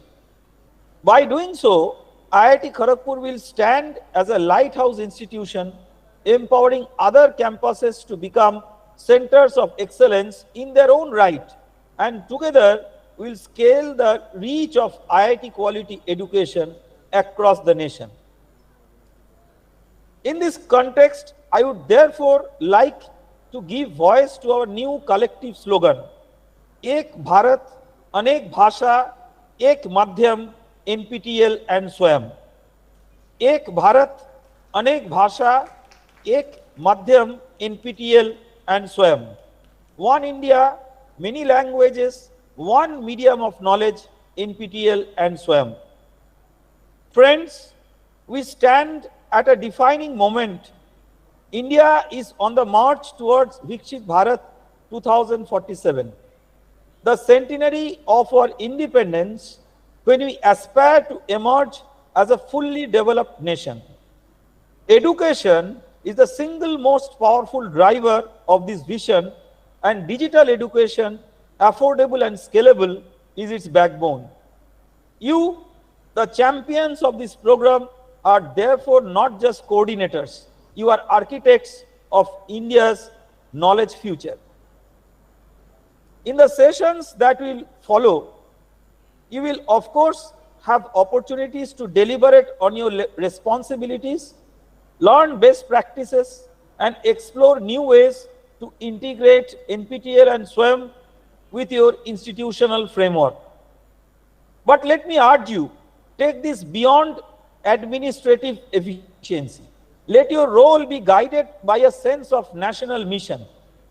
Inspire your students to not only complete courses, but to apply knowledge for solving real problems of our society. Encourage your faculty colleagues to embrace blended learning and to co-create with NPTEL. Create an environment where the aspiration of a young learner in a small town college resonates with the same ambition as a student at IIT or IISc. As we celebrate 75 years of IIT Kharagpur, I want us all to collectively reimagine the next 25 years. By 2047, when India completes 100 years of independence, may we look back with pride that through NPTEL and SWAYAM, through the dedication of experts like you, and through our shared vision of mentor of mentors, we transformed not just higher education, but the very destiny of our nation.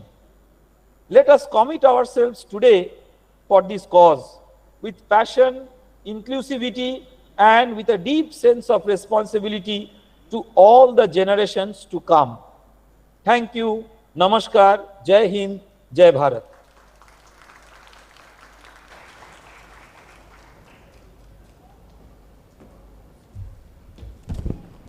Thank you so much, Professor Chakraborty, for a wonderful, motivating, inspiring speech.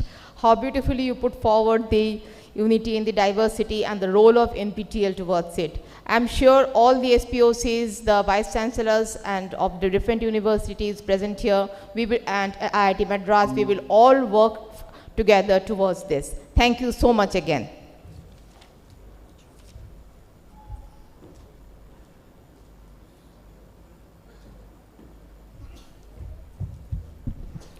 Moving forward, now we have Professor Dr. Piyush Kant Pandey. He is the Vice Chancellor of Amity University, Chhattisgarh, Raipur. In 1987, he earned a master's degree in ferrous metallurgical chemistry from Pandit Ravi Shankar Shukla University in Raipur and a doctorate in environmental depositions chemistry in 1998. His doctoral studies were supported by a 1994 research fellowship in environmental protection and formation from the Ministry of Human Resource Development of India and the Czech Republic. Now I have the honor of inviting Dr. Piyush Kant Pandey to share his important inputs. Sir, please. Yeah, thank you very much, Madam. It's indeed a great pleasure for me, first of all, to hear the Director IIT speaking so wonderfully and outlining the future. And I'm also very thankful to the Dr. Himanti Banerjee and her team for to have given me opportunity. In fact, I wanted to be present personally, but due to a medical emergency at home, I couldn't come. But very good morning to all SPOCs, NPTEL leaders, faculty members, my colleague, vice chancellors from different universities and participants. I'm very sure that this meeting is not only a SPOC meeting, but rather you all and we all together, we are shaping the future of education in our country. About SPOCs, I must tell you all, because I have seen their functioning in my university also, that they are not only the guides, but they are also the motivators. And it is you only who is making a very good learning environment for the students who's reaching to even the last student of our university. Without your mentorship and access, maybe it would have been incomplete. So first of all, I'd like to congratulate all SPOCs who are there and making this program very successful. Very correctly, as been noted by my predecessors, that NPTEL has been made in fact, IIT quality contents available to throughout the country. I remember my own old days when we started my career in early 90s, early 80s, like 85s and this period. We used to get the NPTEL content on a CD, and we had to request sending the content on CD, and getting that content, making it available was really a Herculean task. Since those days, now that wonderful quality of education is available freely online, and a very low cost, in fact, certification is also there, which is available to anyone, anywhere, and almost free of cost. This is one of the wonderful things. And this way, you are touching millions of learners, and you are breaking all the barriers of geography or the affordability or all kind of privileges. I would like to tell that, in fact, our university, our MIT universities also, and as well as all the universities, we are integrating this in a very nice way. And we should treat NPTEL not only as a repository, but rather NPTEL is more of an academic partner for all of us. And the credit transfer, the blended classroom model, the joint utilization of the NPTEL content by the faculty as well as student, I feel it can make it even better. Because I have come across some of the courses developed by certain private agencies where they try to make it a blended classroom functioning in a wonderful way, where the content is online, but a facilitator is present in the classroom. They put a pause in between. At that particular time, the facilitator tries to support and integrate the further learning. That kind of a learning is already to some extent is available. I feel this blended learning need to be further increased in our system, and this will be really a student transforming phenomena which will be there. I have also seen that many first generation learners, they gain the confidence and skills through the NPTEL courses and certifications. And I have also seen that SPOCs they support, and in fact, they have made it possible for them to succeed in future. So this is really a wonderful way that is not only academic success is ensured, but their employability and self-belief is also ensured. And what I believe very good, in fact, post-COVID, we all know that of course a great euphoria was created by online system. And in fact, during the COVID, it was considered as a blessing. But I must tell that in fact, there are certain flip side also. That in fact, if it relied totally on online, then in that case, sometimes the attention span of the students is very small. And that makes them lose interest in the contents which are being given. And therefore, it's very, very important that the NPTEL as well as the whole world is moving towards the hybrid learning, where we have to combine the classroom learning with the digital and as well modular courses also. And the critical skills in AI, data science, robotics, the green technologies and sustainability, which are a part and parcel of the Industry 4 and Society 5.0, these need to be further incorporated to the best possible extent. And I'm very sure that NPTEL is positioned to be the backbone for this transition of India. At this moment, I would also like to compare, in fact, what are the global benchmarks? Because we in MIT, we being a global university, having campuses in the almost more than 25 25 countries in the world, we have a frequently chance to compare the courses which are there offered globally also. I'll take the simple which is available in our country also. For example, EDX, Coursera, Future Learn, Udacity. These are all wonderful, in fact, their own systems are there. And what I have seen that they combine the academic rigor with the industry relevance very much. A lot of industry relevance is there. For example, their MOUs are, they were in fact integration of the degrees with the all top tech companies like Amazon or the Microsoft or the Google. That really is something very much desired for. And what I feel that the even micro credentials which are there. And one very important thing which I have noted is that the stackable degrees, that in fact, one by one need to earn the stakes and ultimately it will result into a total stackable degree. An immersive learning pathway, which is again very important. That learning is not only a passive, watching and watching some videos only and listening only. In fact, where the immersive pathway is required, that is really needed over here. At this point, I feel that NPTEL is having unique advantage. Just now, I was hearing to the director IIT. And certainly, I feel that these global advantages which are there, for example, which are available in the global platforms, NPTEL can also deliver its content. Of course, regional languages is a wonderful thing, which is I was very happy to hear. And this is making the learning very inclusive also. It is very low cost also, because I have seen that IIT certified models are unmatched in their accessibility and credibility, even worldwide. This is basically a wonderful thing. And if we can use these advantages, and into that, we add the further things. For example, what I feel is that the next leap is required now. And that next leap is basically in the virtual reality, artificial, that is augmented reality, and artificial intelligence. These three, I feel, are the wonderful things which are there. And this has been being adopted very fast by the global platforms. So we need to work more on the virtual reality platforms also, augmented reality platforms also, and making more and more use of the artificial intelligence, making our teaching more and more, student-centric, because, it has to be, different learners are there, the learning capabilities are different. So any teaching system which can adjust itself to the learner's capability, that is what is required. And for example, imagine a civil engineering student in a remote village. If he can virtually walk through a dam before it is built, then his learning will be very high. Similarly, let's say a chemistry student who's doing a, let's say, experiment virtually on a safe 3D lab, then that will be, again, of course, to some extent, these things have been implemented in our NPTEL system also, but I feel there is further scope for the improvement into this one. And integration of the VR and AR modules with the courses, we can make hands-on immersive learning to the millions of people. So this is what really I feel at this moment. I would like to, first of all, congratulate Dr. Himanti and her wonderful team, because when they had come to our university, I could see they are passionate about this whole implementation. IIT Kharagpur director also and his team I have met sometimes, and really they are wonderful into their mission. But this mission should not be limited to restrictions only. We need to have a system where the engagement, persistence, and the success of the student is really required. And maybe the student can be made to form the clubs, peer networks, and career pathways using the NPTEL certification is really very important. I am very sure that NPTEL has already reshaped the Indian system, higher education system, but next step is to combine this kind of modern education, cutting-edge technologies also at the same time maintaining the affordability and inclusivity.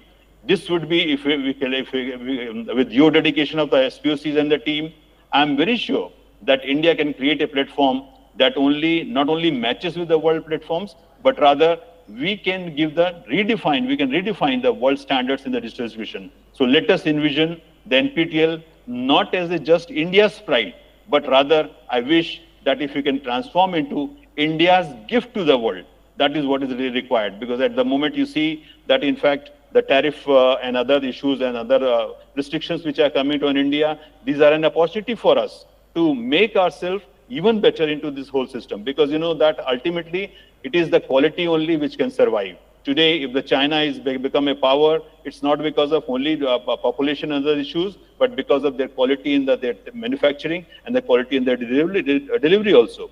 And similarly, the same thing India needs to adopt, and we as educators and all the leaders who are sitting over here, we need to do this in our systems also. So my congratulations to the SPOCs and to the organizers of this wonderful workshop, and I wish and I hope that we should be a party to this global India's gift to the world through the NPTEL. Thank you very much.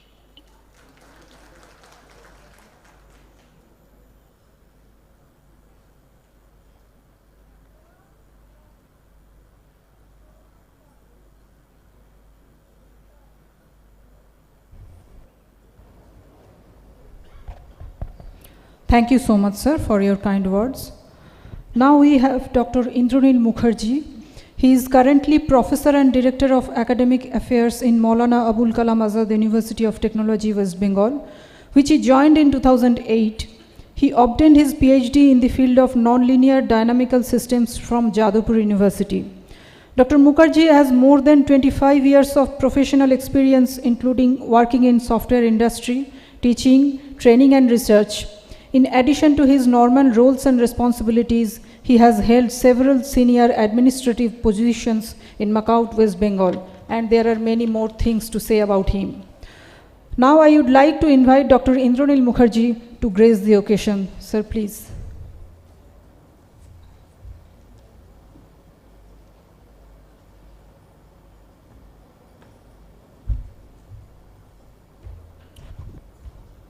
A very good morning to all of you, Honorable Vice Chancellors, faculty members, the teachers, SPOCs who are attending here. It's amazing to be here among all of you. Our Honorable Vice Chancellor, Professor Taposh Chakraborty, could not make it to the meeting because of other engagements. So Professor Chakraborty asked me to represent Macau in this workshop. So I am reminded of a pretty cold January morning in 2018 when I went to IIT Kharagpur to, they were hosting this workshop. Professor Anupam Basu was there at that time, and we were starting off. And in our university, Macau, we had embarked on this journey of online education since 2017. Prior to that, frankly, I did not have so much experience, but our then Vice Chancellor, Professor Shoikat Moitro, played a stellar role in furthering this initiative. Now, today has been a huge learning experience for me so far, hearing the wonderfully eloquent talk by Professor Shobhik Bhattacharya and an inspiring talk by Professor Shuman Chakraborty, plus presentations by Professor Hoimonti Banerjee, Professor Shagota Dasgupta, and the other distinguished Vice Chancellors present. Our university has been working in this area, as I said, since 2017. I mean, many of the institutions picked up the threads during COVID or thereafter, but we had started working earlier because we had done an extensive credit mapping through not only NPTEL and SWAYAM, but other platforms also like Coursera, edX, and Udacity, between our university curriculum, particularly in CSE and IT, and the online platforms, which helped our students to undertake these courses when they were going somewhere on internships or some other assignment. I remember there was a DRDO activity. Some students had gained some accolades, and the Prime Minister, Honorable Prime Minister, they were to attend his function, so we made sure that they did not miss that function. And today in our PhD coursework also, we have included these NPTEL courses, particularly in the specialization areas, because in the PhD coursework, you have the research methodology part, the research and publication ethics part, and the optional parts, that's part of the PhD research coursework. So there we extensively leverage NPTEL because all the credit ratings are specifically announced there. Now you see, in academics we have 4 broad pillars. We talk about them. One is teaching, then training, then research, and finally consultancy activities. These 4 on one hand. On the other hand, we have the 2 principal stakeholders of academia, namely faculty and students. And today we are looking at NEP 2020, as Professor Chakraborty said very rightly. So I believe that now NPTEL and SWAYAM are probably gradually moving towards a more mature phase. Gone are the times when we used to propagate this idea in our affiliated colleges. Many teachers would come to us and say that, is it feasible, sir, what you were saying? But today we have already progressed, transformed into that maturity phase. And as Professor Shobik Bhattacharya very rightly said, that now we need to go to the next league. Now it is probably going to be a leap of faith maybe, but we need to do that. And NPTEL is not only a repository. NPTEL today, I am sure, would cater to these other areas like research, industry. Professor Bhattacharya mentioned, Professor Chakraborty mentioned, industry we must bring in, we must do some handshaking with real industry academia handshaking through the platform of NPTEL to further our academic initiatives. Similarly, research. And I can share my personal experience that not only NPTEL, through other online platforms, today research is largely interdisciplinary or transdisciplinary in nature. So if you want to do it, probably rather than going back to all the books, we need that definitely for clarity and for depth of understanding, but sometimes these online courses are immensely useful. So not only the students, the faculty members can also benefit significantly and substantially through the NPTEL and SWAYAM initiative. Now, also it is important that the faculty members and students gel together in this, because as in our university, we frequently advise the teachers to handhold the students, and if possible, when they are advised, because MOOCs is part of our curriculum, now when they are advising students to take a particular MOOCs program, why don't we take the course and why don't we take it as a credit course? Because then we would be able to tell the students, look, we took the course and we passed the exams, so you can do that also. So I believe that I would request all the SPOCs here, who are really the ambassadors here, as been pointed out by my previous distinguished speakers, that we might take the lead here. A real student-faculty gel here, and you see the beauty of academics is whoever is a student today will become a faculty later. So whoever is my student today will become my own colleague a few days later. So that is the beauty of academics. There is literally no hierarchy here.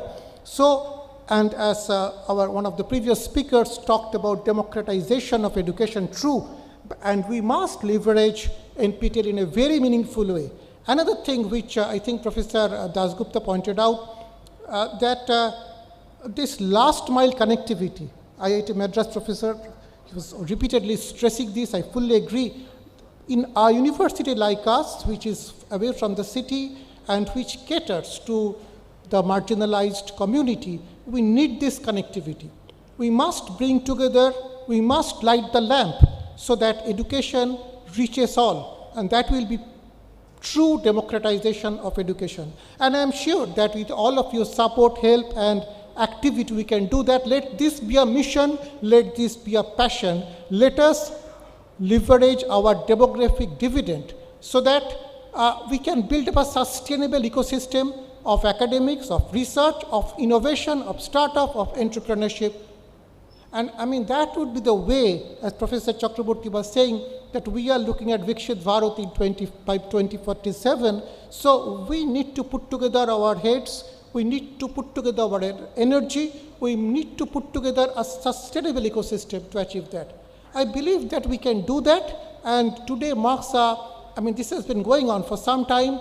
A very big hand to Professor Hoymonti Banerjee and her team for doing that, but I believe that we need to take this forward in a collective fashion. And a course in NPTEL or course in SWAYAM should not end there. We must create threads, we must create a community of learners from there on. And this community should expand. There could be a virtuous cycle created. Only when that virtuous cycle is created, we would have more courses, and we must explore how the different state universities like us can contribute to this mission by the IITs and IISc, so that we can put together more meaningful content in all these NPTEL courses. That would, I think, be very, very useful in expanding the scale, both the horizontal scale and the vertical scale in all these NPTEL enabled courses.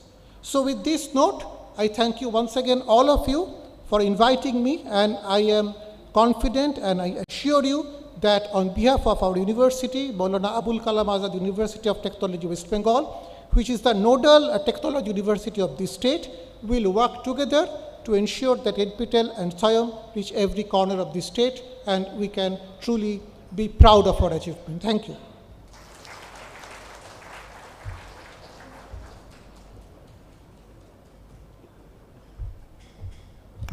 Thank you, sir, for your enriching words.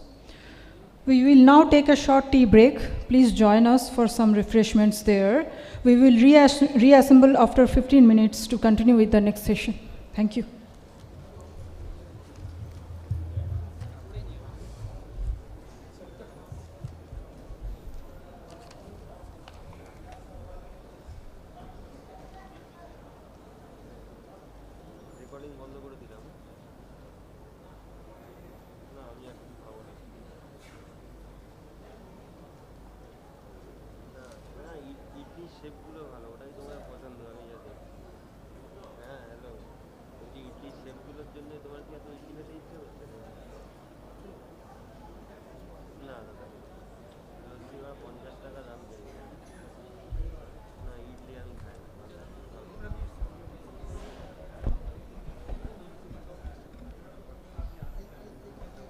মাইকটা একটু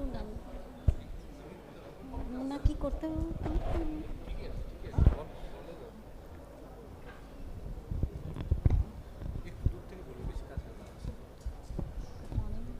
welcome back everyone ঠিক আছে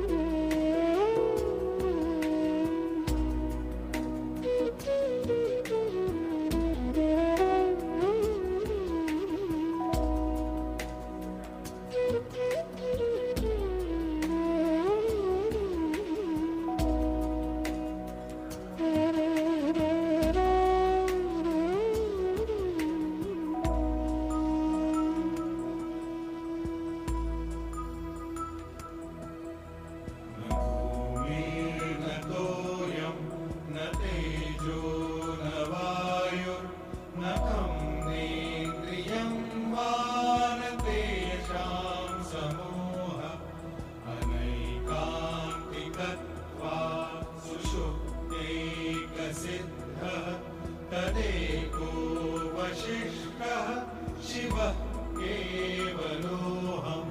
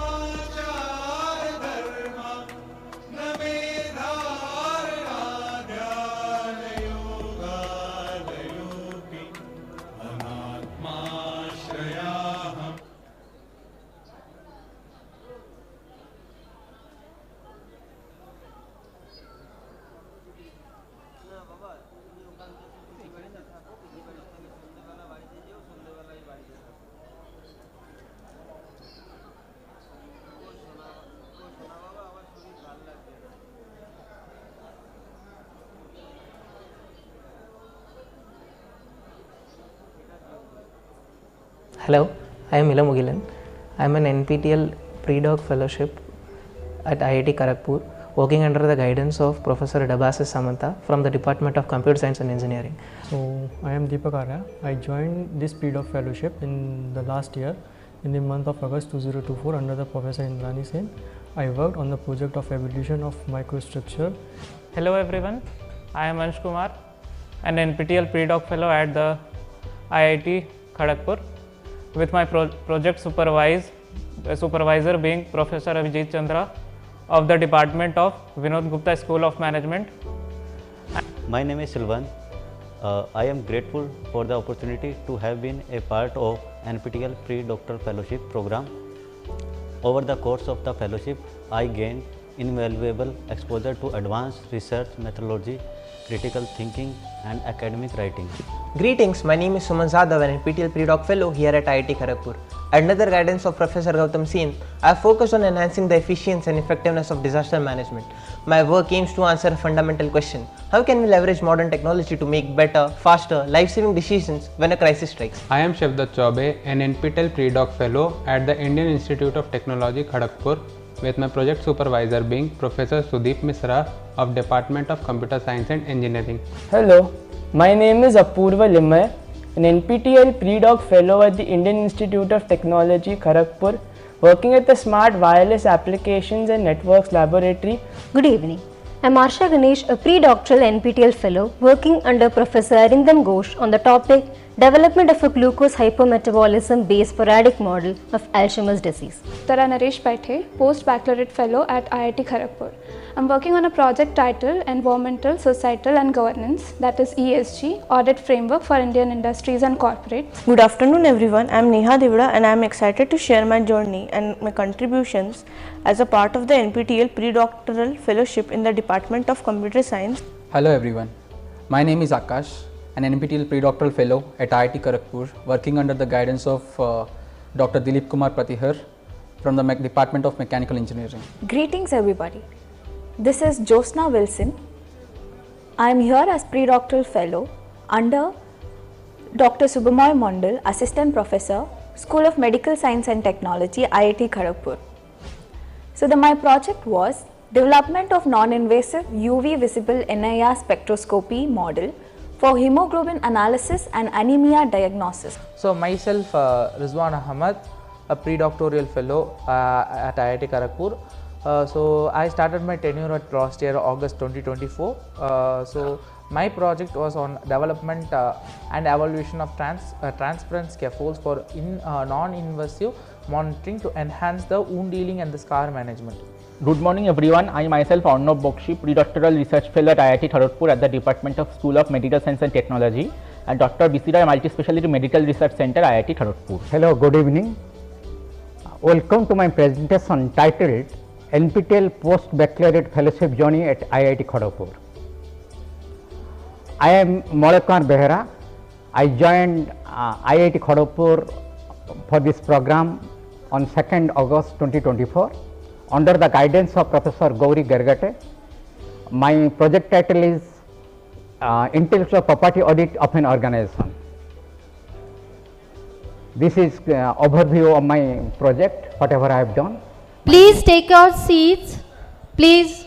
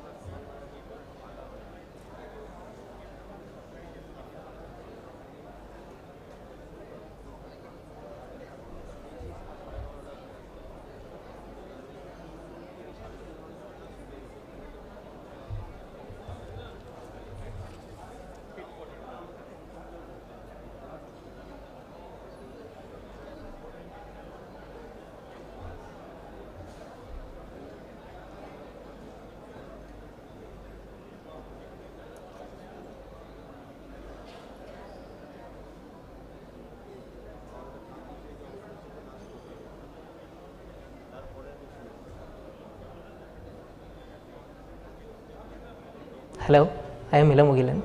I am an NPTEL pre-doc fellowship at IIT Kharagpur, working under the guidance of Professor Dabasis Samantha from the Department of Computer Science and Engineering.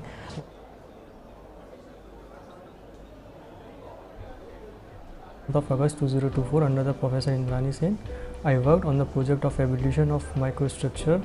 Hello everyone, I am Ansh Kumar, an NPTEL pre-doc fellow at the IIT Kharagpur, with my project supervisor being Professor Abhijit Chandra of the Department of Vinod Gupta School of Management. My name is Silvan. I am grateful for the opportunity to have been a part of NPTEL pre-doctoral fellowship program. Over the course of the fellowship, I gained invaluable exposure to advanced research methodology, critical thinking and academic writing. Greetings, my name is Suman Zadav, an NPTEL pre-doc fellow here at IIT Kharagpur. Under the guidance of Professor Gautam Sen, I have focused on enhancing the efficiency and effectiveness of disaster management. My work aims to answer a fundamental question: how can we leverage modern technology to make better, faster, life-saving decisions when a crisis strikes? I am Shavdat Chaube, an NPTEL pre-doc fellow at the Indian Institute of Technology, Kharagpur, with my project supervisor being Professor Sudeep Misra of Department of Computer Science and Engineering.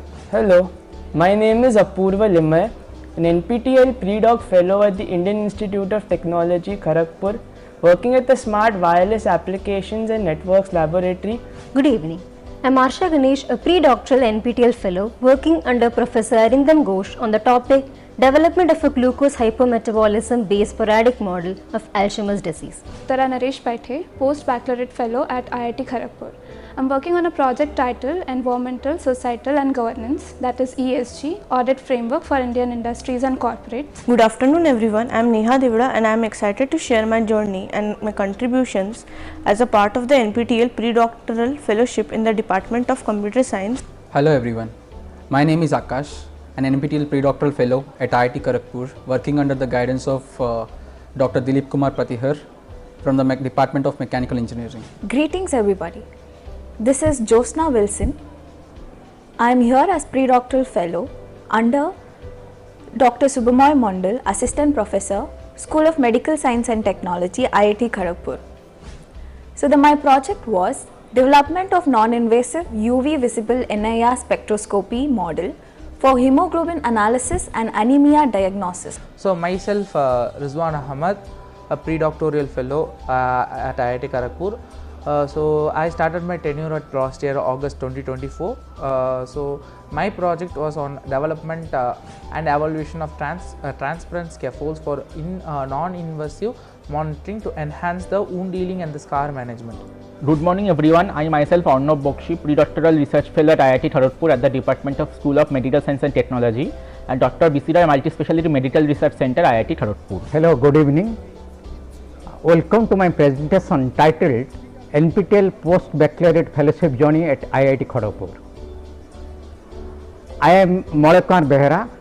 I joined IIT Kharagpur for this program on 2nd August 2024 under the guidance of Professor Gauri Gargate. My project title is Intellectual Property Audit of an Organization. This is overview of my project, whatever I have done. My duration is from 2nd August 2024 to 1st August 2025. My focus areas: IP capacity building, MSME innovation schemes, IP disputes and resolution, policy and legal research, publication and academic contribution. Hello everyone, I am Naina and I have been part of the NPTEL Pre-Doc Fellowship Program from August 2024 last year under the Department of Geology and Geophysics. My guide is Dr. Chandra Prakash Dubey sir, and I was enrolled in the project of applications of AI/ML in Earth Sciences since my graduate degree was from the same domain. Then I came here and the part of the research that I was assigned in this project was the exploration and extraction of natural hydrogen under the Earth's surface. As we know, hydrogen is an immense source of energy. So the idea is, because their current resources like sunlight, like water, it's not enough to be able to produce electricity for the overgrowing population, and they are exhausting and very expensive. So the idea was to be able to find reservoirs of hydrogen under the Earth's surface, especially in India right now, because I think it has been found in some places across the planet, but none as such in India. So we were trying to find factors to be able to characterize hydrogen using some specific characteristics and build an AI/ML model. Please take your seats. Hello, I am Ila Mugilan. I am an NPTEL Pre-Doc Fellowship at IIT Kharagpur.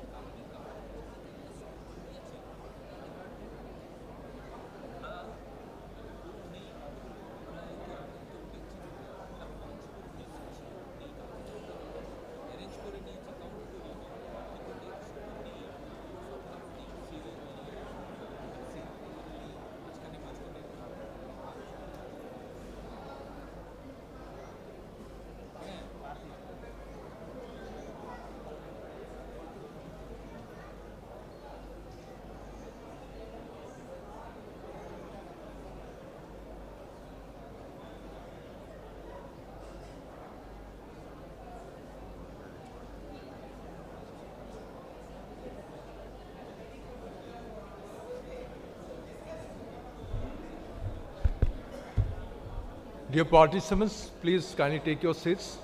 We are going to start the next part of the program.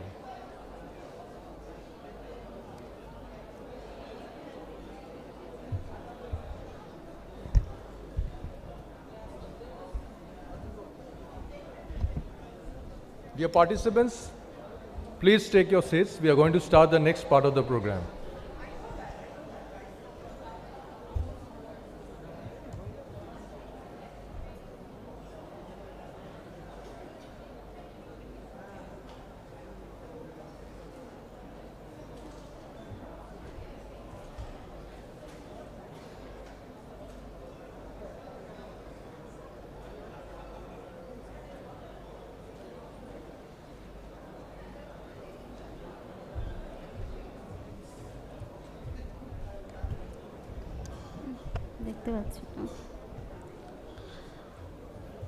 Good morning and welcome back everyone.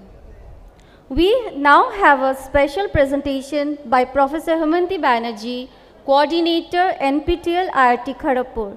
Ma'am, we invite you to take the stage.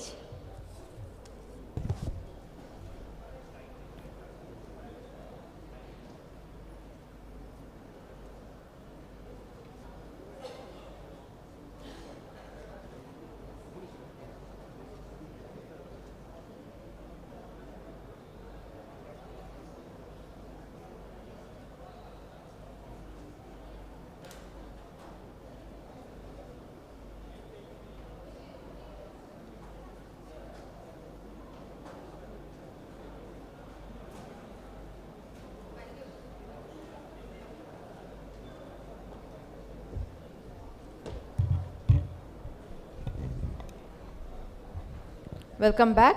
So we have a very brief presentation about some statistics, recent statistics about NPTEL and some of the current and upcoming initiatives. But before I start, may I request the participants who are still outside to come and join us.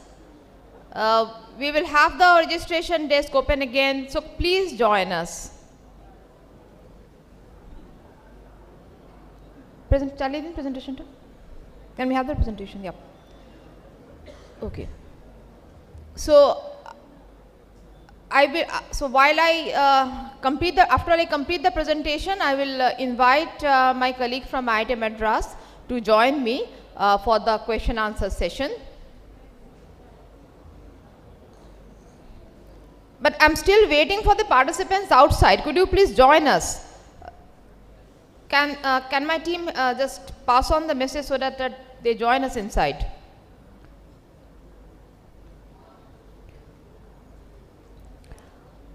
Okay, so I mean nothing new to tell about this slide, like starting our journey way back in 2003, how we became one of the largest online repository of knowledge, and in 2014 onward we have started this system of certifications, and the 7 IITs and IISc Bangalore, they are currently the content creators, with many other technical and other institutes ionized, combining them.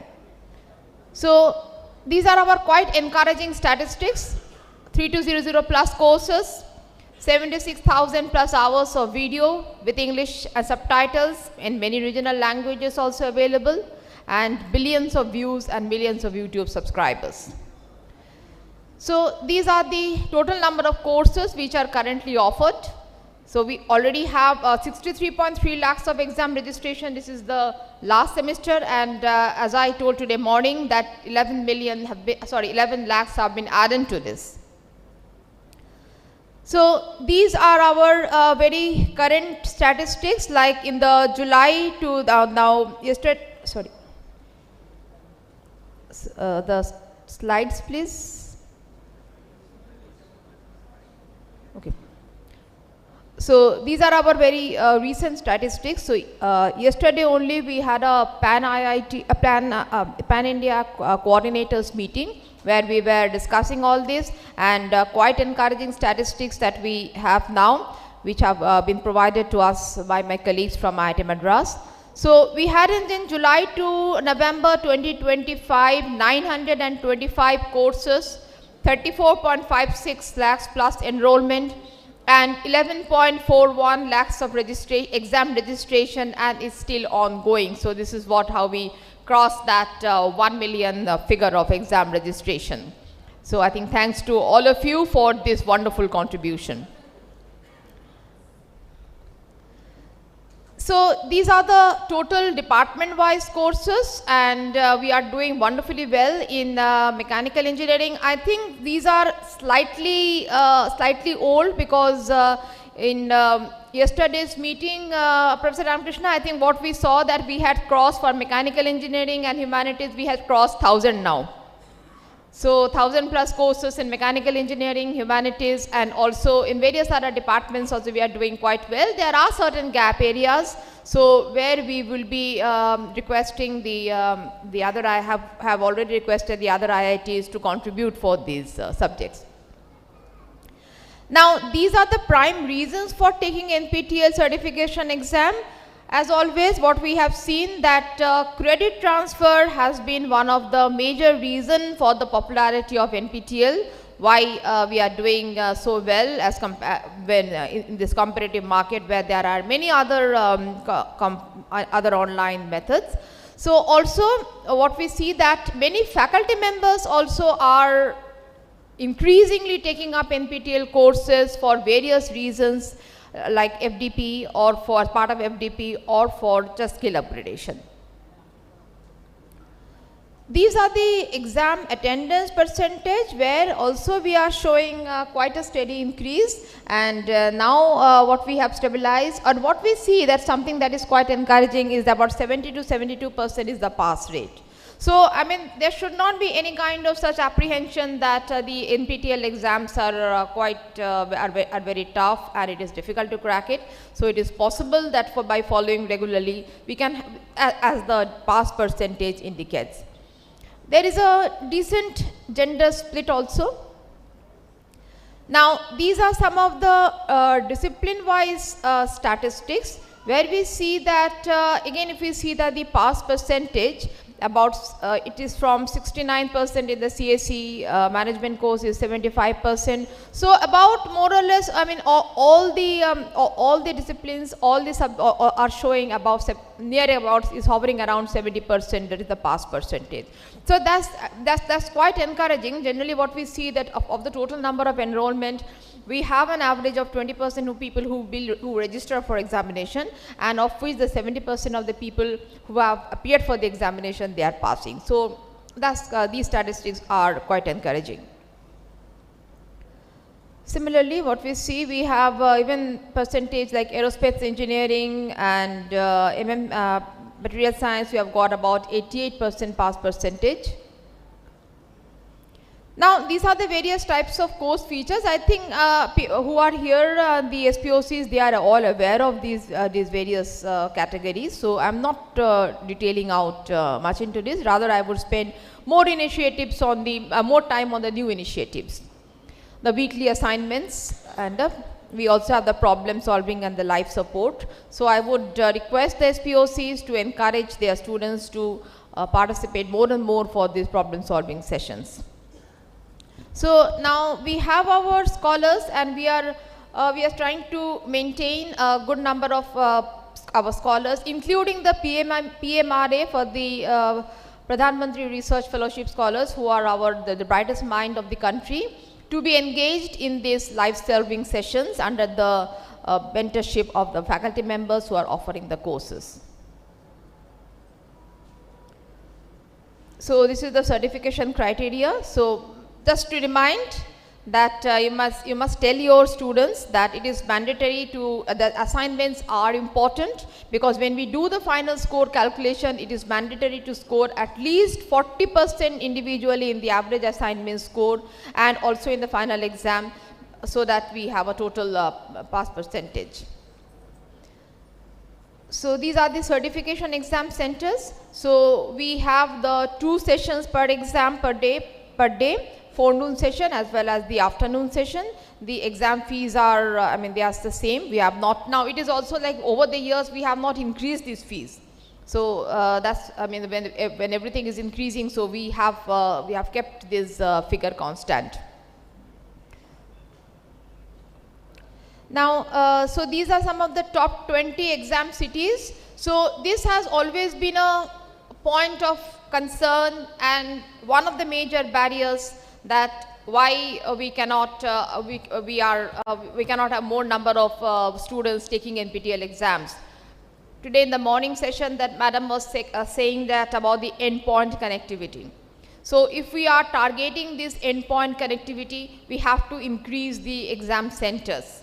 Now we are working on that. Our team at IIT Kharagpur, with able support from the IIT Madras team, we are reaching out to the remote places where earlier we didn't have centers. Now we are trying to have centers. But let us understand one thing, that I mean, that we can have an exam center in a college or a university if there are a minimum of 200 students, 200 students applying for an or registering for an examination.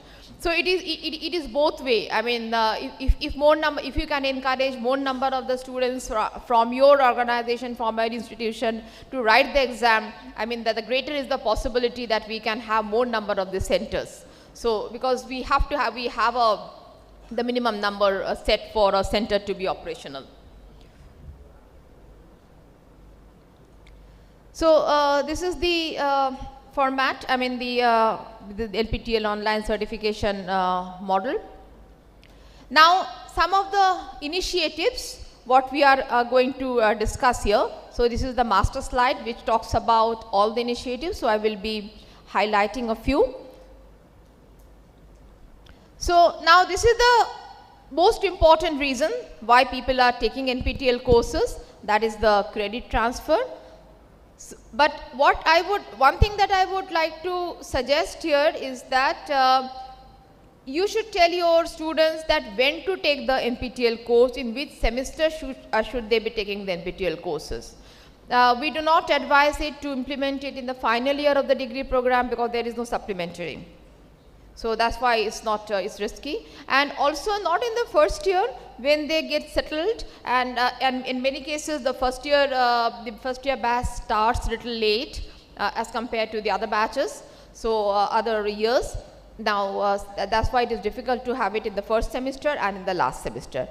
In between, anytime as per the approval of the academic council of your respective institute, or as per the choice of your subject, the students can take the courses. Now this is something the lab workshop. Here we get lot of response, I mean lot of enthusiasm, that now these are typically of 1 week duration. So this is an opportunity where the students in person should go to an institute and attend the workshop. We have a 7-day Monday to Friday model where the 2 experiments are conducted in a day as per the course requirement, as per the requirement of the students, or as per the facilities available in the particular laboratory or the particular institute. So, and followed by an exam on Saturday. So it is heavily subsidized for all students, 200 in the workshop fee, and they get an 800 is refunded upon successful completion. But yes, they have to take care of the accommodation and the food expenses, but that shouldn't be a concern, because then we can organize particularly the IITs in the IIT hostels. It is possible to accommodate them, so that also can be a very subsidized stay and accommodation and food. So these are some of the laboratory workshops which are completed during May 2025 to July 2025. So what was IIT Roorkee, IIT Bombay had done quite a few, IISR Bhopal, and the number of the participants are also quite encouraging. IIT Madras, IIT Guwahati. Now this is another one where for the aspiring students currently who are pursuing undergraduate degree, there is a possibility of free preparation or assistance for GATE examination. So we have these online sessions, live sessions, mock tests, video solutions, and also, I mean, the syllabus mapping is done based on, as made available for the following 12 disciplines for the currently as being outlined here. So till date, we have about 1 lakh plus registered students in the NPTEL GATE platform. This is also something which should be encouraging our students, like internship opportunities for the toppers. So these are the internship floated by the faculty members. The faculty of these institutes, they offer internship programs. Now it can be during the summer or in the winter. It can be online or it can be offline. So now NPTEL is basically connecting.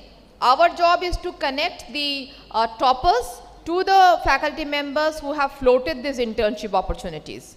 So we reach out to the toppers and ask them to apply with the resume and the SOP once the faculty has floated these internship programs, and then the faculty choose from the pool, from whatever we present them from the pool of applicants, and then we seal the process by sending confirmation, and then it starts, whether it is in person or online, and we give these stipends and certificates are given on the successful completion of the internship and once being confirmed by the faculty member. And we are happy to state that the stipend has been revised from 5,000 for 4 weeks of internship to 15,000 for 4 weeks of internship. But that's for in person. Now, as we see that some of the IIT Madras, IIT Kharagpur, and how we have the number of interns that we have offered, and till 2025, we have about touched the figure of 400. So,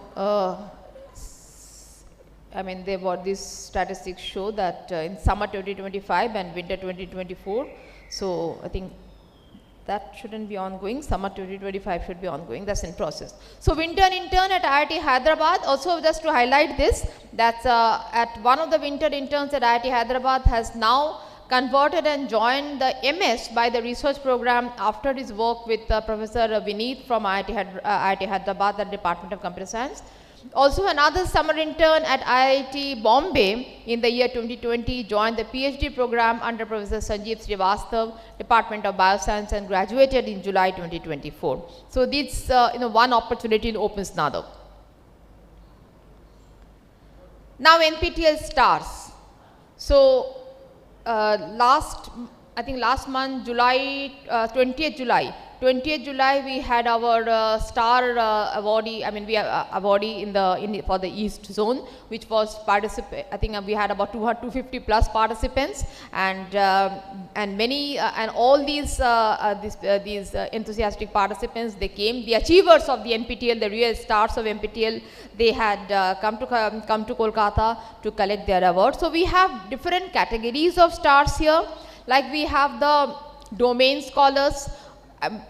Domain scholar means someone who has specialized, who has obtained specialization in a particular domain, in a particular field. He has gathered expertise. We have the NPTEL megastars. Now, NPTEL megastars is the highest in the order. If you consider as a hierarchy, it is highest in the order, who have appeared in 8, 9, 10, 11 and 12 exams and was a topper in at least 6 exams in the current semester. We have NPTEL champions, we have NPTEL superstars who have appeared in 4, 5, 6 exams and was a topper in at least 3 exams. We have NPTEL evangelist, NPTEL motivated learners, NPTEL enthusiast. So, NPTEL enthusiasts, NPTEL discipline stars, that means who have certified in the courses of the same discipline more than I think 50 weeks of learning and a final score in each subject more than 55%. So, I mean that's the largest in number, I think easiest to crack, that one is.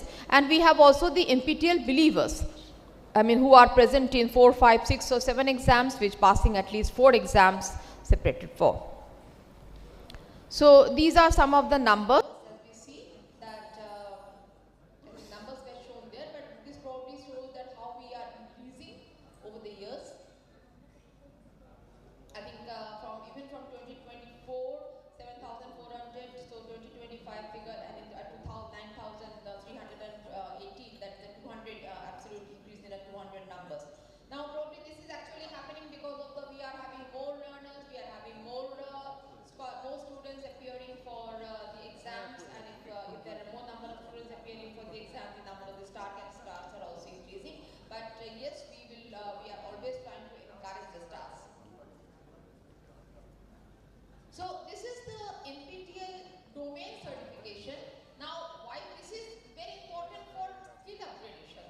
So, why this, and this is not only important for the students, but also important for the faculty members. If someone from, and as NPTEL has no restriction on the choice of subject. Someone who is having a degree in the physics is most welcome to take up the course in AI, or is most welcome to take up a course in humanities. So, anyone who desires to acquire knowledge or upgrade their skill in any particular domain which may or may not be aligned to their basic expertise, they are most welcome to take this. And so how does it help you? It gives you a certificate in a specific area in the discipline. So, if I just move on to this, probably this matrix explains it better, like what are the disciplines and what are the domain under which. So, if I may take the example of maybe computer science or architecture, which is the newly added domain to this. So, in computer science, the artificial intelligence is a domain, data science is a domain. So, anybody with having a basic engineering degree also can get a domain specialization in AI, can get a domain specialization in foundation of computing, in a cyber security or whatever. So this is the importance of the domain certification, where we acquire specialized knowledge in a particular domain, which, as I said, may or may not be aligned to our core expertise. So this is how the sample domain certification looks like, and what we see that number of the domains, one domain has been completed by 1500 plus scholars. But even we have enthusiast participants who have completed 4, 5 and 7 number of the domain. We have, that is 8 plus 3 plus 1, that is 12. So more than 10 have completed more than 4 number of the domain. So which is pretty tough. So yes, these are the domain scholars with 4 or more domain certificate, and Tamil Nadu is has done really good in this. We have from Andhra Pradesh. So how many semester or how much time would you be taking for completing the domain? So number of the semester, in one semester 5 candidates have completed the domain. So what we see, I mean generally 3, 4, 5 and 6, or rather 4, 5 and 6. This is the maximum number of the semesters. So this is the range in which majority of the candidates, they complete the domain. Because there is a restriction on the number of the exam days. So I mean if there are the 2 days of 2 exams, you can write in one day. So depending upon that number of the days for which exams are happening, there is a limitation on the number of exams you can write in one semester. So these are the number of the domains, and yes, the computer science has I mean what statistics show that the maximum number of the domain had been completed in computer science. This is also another, I would say, star initiative of NPTEL, that is the post-bac fellowship. So opportunity to work with the top faculty members at IITs. So this duration is of 1 year. So there is a sustained and prolonged exposure and opportunity to be engaged for a considerably long period of time. Who are eligible? NPTEL stars are eligible. Student NPTEL stars are eligible. So what we get? A stipend of 25,000 plus HRA per month for students with the UG and the PG degrees. But in case, as per the government norms, if someone is given an accommodation within the institute, then the HRA is not applicable, and they pay for that accommodation. Additionally, there is a contingency of 1 lakh for per student per year. So these are for running the laboratory expenses. So we are facilitating that also. I mean, not only laboratory expenses, but if someone requires a field visit or anything like that, any activity or any initiative which is required to support the research or support the work that the scholar is doing in a particular institute, for that this contingency of 1 lakh is being per year is being provided per student. And the location is in person at the chosen institute. So what happens? How is the choice being done? The project selection process is being outlined here. So we collect the project opportunities and the academic requirements from the faculties. We share the compiled list of projects with NPTEL stars. Then, I mean, as in the previous case also, for the internship case also, here also we are doing the matchmaking. And the student selection, so the final student selection, faculty plays a very important role. They go through because after we are connecting, they go through the SOPs, they go through the resumes and the videos which are submitted by the students, and they make their choice. They also conduct an interview, may or may not, they conduct an interview online or in person depending upon the faculty to select the final candidates. So here also the figures are quite, I mean this is a recent initiative, and what we see that from 2024 102, I mean 2024 sorry 102, and now we have about in 2024 also we have 144. So we, I mean like all other initiatives, the number is increasing. Some statistics for the post-bac fellowship. So now also as you the total number of the candidates which have joined in the different IITs and IISc Bangalore, the total number of candidates are given there, the number of the projects offered, and the 2025 cycle. IIT Bangalore 10, IIT Bombay 12, we have IIT Guwahati many 30, Kharagpur 33, Madras 63, IIT Roorkee 27. Also, I would like to highlight a few things here, that one IIT Madras pre-doc joined IIT Gandhinagar for PhD. 4 of the IIT Roorkee pre-docs have joined the PhD program in the same institute. 3 number of the female fellows supported with the AGS Health and the CSR support for pursuing the research. So that's a CSR initiative we have for our female candidate, female scholars. Some of our champions, some of they are telling their success stories. So links are available. Confidence support for NPTEL stars for the domain and the superstars. So we have fund here, and we keep on encouraging the NPTEL stars for attending good conferences. So it's not all any conference, but has to be a conference of repute. So currently what we have, that they can attend the conference or present a paper.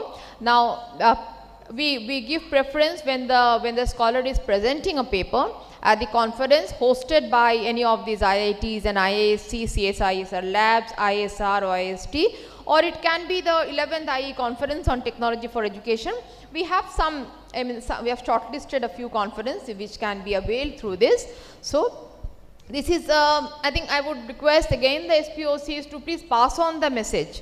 Pass on the message to your students, so that because we have money under this, so they can avail this, they can be benefited from this. What we see that last we had received 2025, 26 approved 17, 8 have only utilized that. Maybe we can spread on the message more so that we have people. Now this is for the SPOC, so this is separate. So that was for the stars, the support that we give for attending conference, and this is for the SPOCs. For them also we have this similar funding available for attending conferences. So that's a benefit that the SPOCs will be having.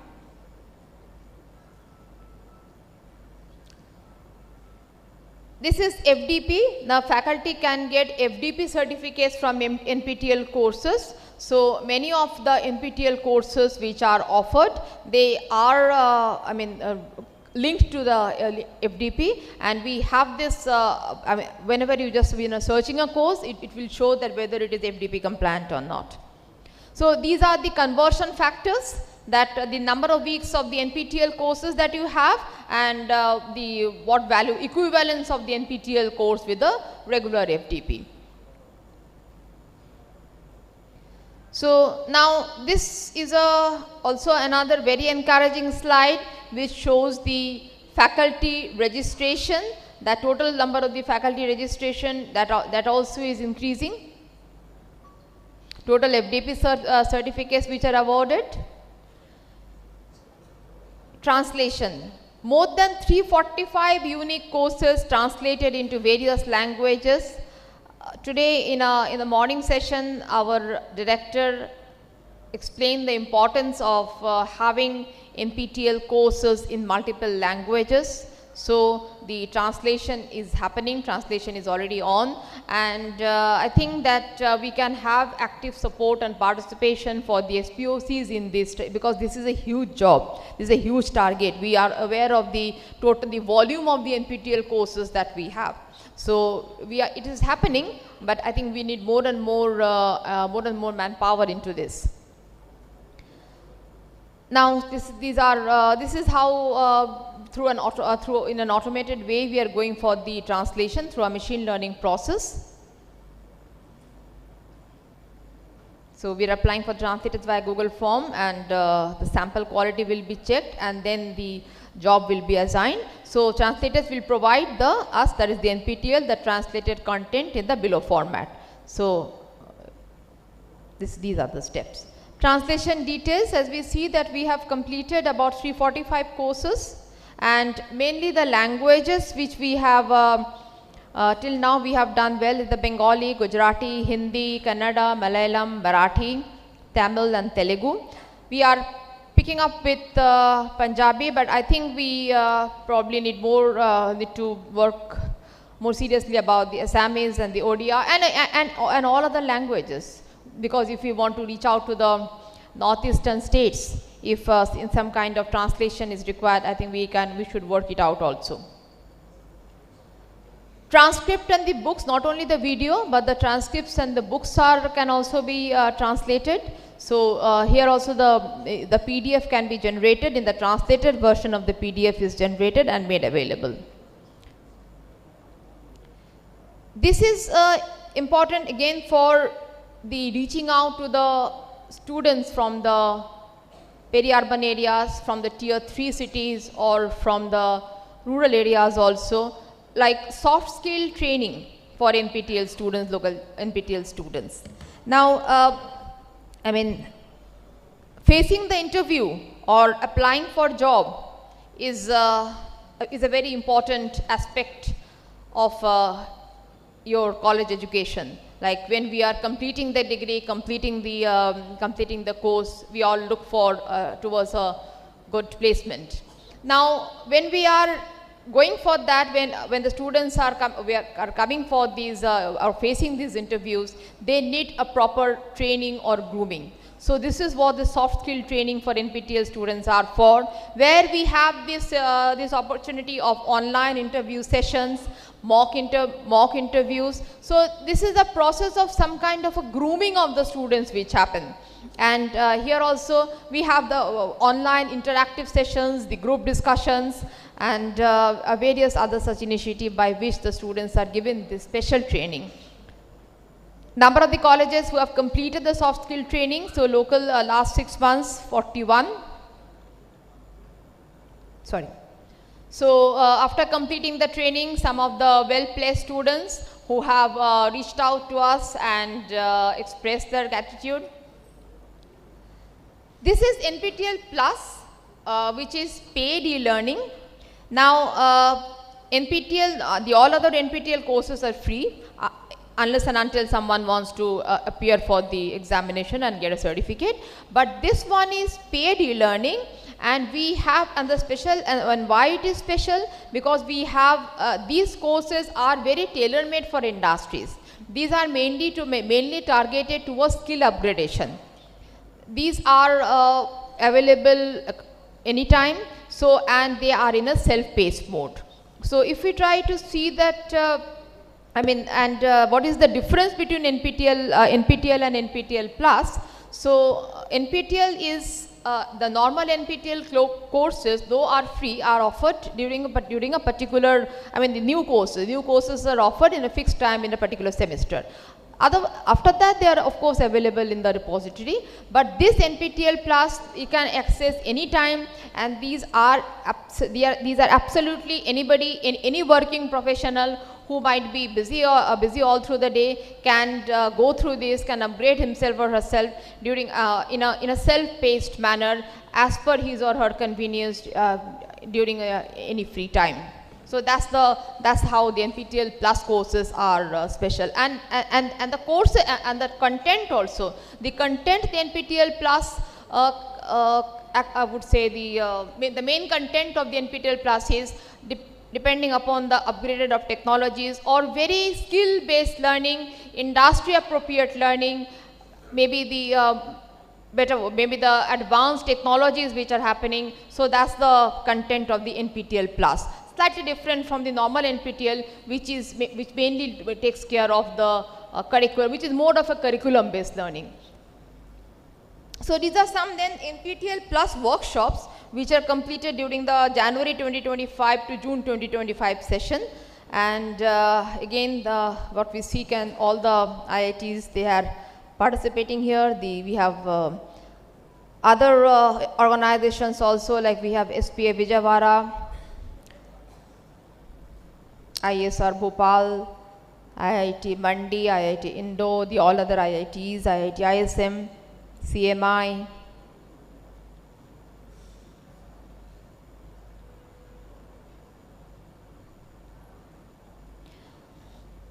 We also have master classes, which is especially an IIT Madras initiative. So after this interaction session, I think the Professor Ramkrishna will be able to explain this better. These are our industry associates. We have a mix of private and government associates. We get a lot of CSR support from them, and the current, this is the list of the current NPTEL CSR donor companies. Now coming to the local chapters. So these are the institute types and the count of the LCs. Current count is 7,233, and these are the total number of the local chapters in the country that we have. Now these are the local chapter participation, that registration from the local chapters. Here also in the current year we have 8.24 lakhs of registration from the local chapters. State-wise registration, if we see, there is a, I mean this is slightly skewed, like Tamil Nadu, Andhra Pradesh. So there are a lot of registration from some of these states, but we have to improve probably. These figures show that in the West Bengal, Chhattisgarh, Bihar, Orissa, maybe there is some scope for improvement, so, and we all need to work together to improve this percentage.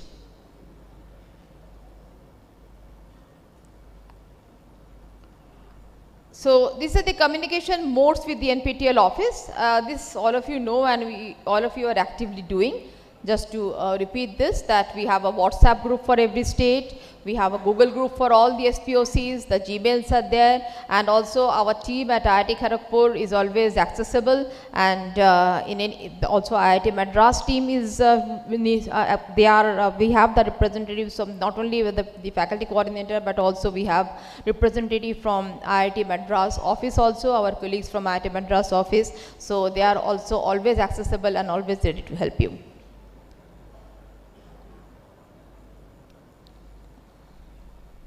So these are the active local chapter participation. It is not only important that we get registered as a local chapter, but also stay active. So the percent, somehow this figure is not very encouraging across the country. Like what we see, that out of 7,233 registered local chapters, we have 1,587 active local chapters, that is 22%. So this is our request on behalf of all the coordinating IITs and ISC. So just be active, participate in the various initiatives, get in touch with us, please talk to our team, and so that we can have this figure also encouraging. We have the other figures when I was saying that this is very encouraging, this is we are growing, we are doing very well in this, but probably we require a bit more support from you regarding this.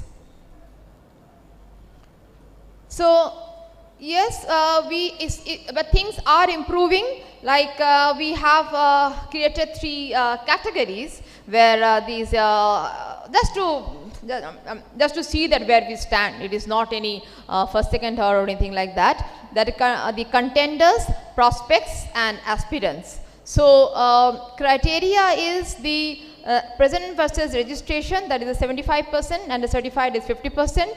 So that we are calling that we have total 16 number of colleges who are contenders, that is best performers. Then we have prospects, that is the percentage by registration 75%, and certified is 50%. We have total number of colleges 95, and 491 colleges, which is very encouraging that we have aspirants. I mean, it is always good to see that more number of, a rising curve, a more number of participants coming up, more number of local chapters getting engaged day by day. So yes, figure, though we do not have the current figures very encouraging, but there is a encouraging trend that I can definitely say. So these are the some awards in the mode categories which we have introduced, that is the recognizing the new local chapters, those who formed the local chapter after the last date of registration from previous semester, top 5 in top 200 plus top 5 outside 200. Local chapters having good faculty participation rating is calculated based on the faculty participation, and 3+3 within the top 200 and outside are recognized. Local chapters showing maximum improvement in terms of change in rating points. So that's the curve which we are watching closely, and the increase in the exam registration numbers, 3+3 in the category within the top 200 and outside of it. Local chapters showing improvement in the terms of the number certified. Top arts versus science colleges, local chapters with maximum NPTEL stars. That's also, I mean, there's a new, new recognition that we are offering. And the local chapter stars, I mean, these are the colleges which come in the top 200 local chapters rating at least 7 times. I mean, that is the continuous, so that we have acknowledge the sustained effort of these local chapters. Now, these are the mentors. So, I would also request the local chapters and the SPOCs to spread this with their faculty members and the mentorship criteria and assign the mentors. So, the mentorship points, and we have a system of collecting the mentorship points, like the number of the mentees in the 40 to 59, so +5. The number of the mentees 60 to 74, number of the mentees 75 to 89, and number of the mentees 90 plus. That's how the points are being collected, and that's how based on the points which are collected, we have the categorization.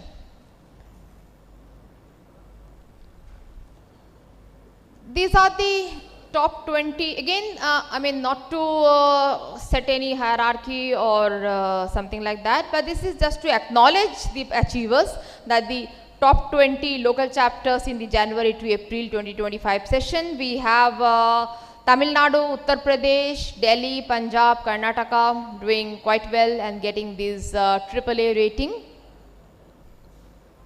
Madhya Pradesh, Andhra Pradesh, similar rating. We do not have yet any from the eastern or the northeastern states. These are the top new local chapters, like in terms of the activity, the SVU College of Sciences, the Pondicherry University, and the Dhanalakshmi Srinivasan College of Arts and Science for Women is an autonomous body. Top LCs based on faculty performance, the Sona College of Technology, SRM University, Ramapuram, Sri C. Ram Engineering College, Swami Vivekananda University, Kerry Polytechnic, and RC Technical Institute, Ahmedabad. Top LCs based on improvement in rating points, Chandigarh University, VIT Bhopal, Rajiv Gandhi University of Knowledge and Technology, Amity University, Japan Institute of Management Studies, Berhampur University. Top LCs based on improvement in certified count, Bandapille Institute of Technology and Science, Sri Sairam Institute of Technology, Lovely Professional University, K. Ramakrishnan College of Technology, Pace Institute of Technology and Science, Chalapati Institute of Engineering and Technology. And top arts and science colleges, PhD College of Arts and Science, Sri Vaishnav Vidyapit Vishwavidyalaya, PSGR Krishnamallam College for Women, Kaveri College for Women, NERIST, and Berhampur University. LCs with maximum NPTEL stars, GLA University, Kalasalingam Academy of Research and Education, Sri Sriram Engineering College, and these are some of our NPTEL megastars. Many of them we have felicitated in our last session which we had here in the July 20 of this year only. So what we see here, we have students, we have professionals, we have IS officers, we have the faculty. So I mean, we have NPTEL stars from different field, different faculty, employed, and everything.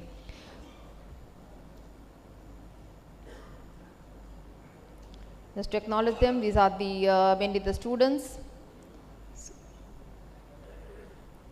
So what we see, the till date number of the courses taken in January 2025 and the course count versus candidate count.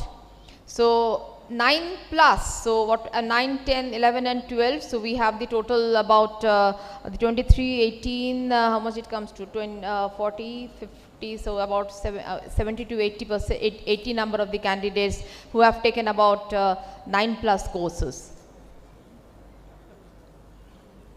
Highest number of course takers, as quite heartening to see that we have the faculty member, 66-year-old faculty member who have taken 74 courses. We have this 78 courses taken by faculty member Sri Lakshmana Kumar from Sona College of Technology, and I think yesterday we were discussing that he has completed 100 SWAYAM courses, right?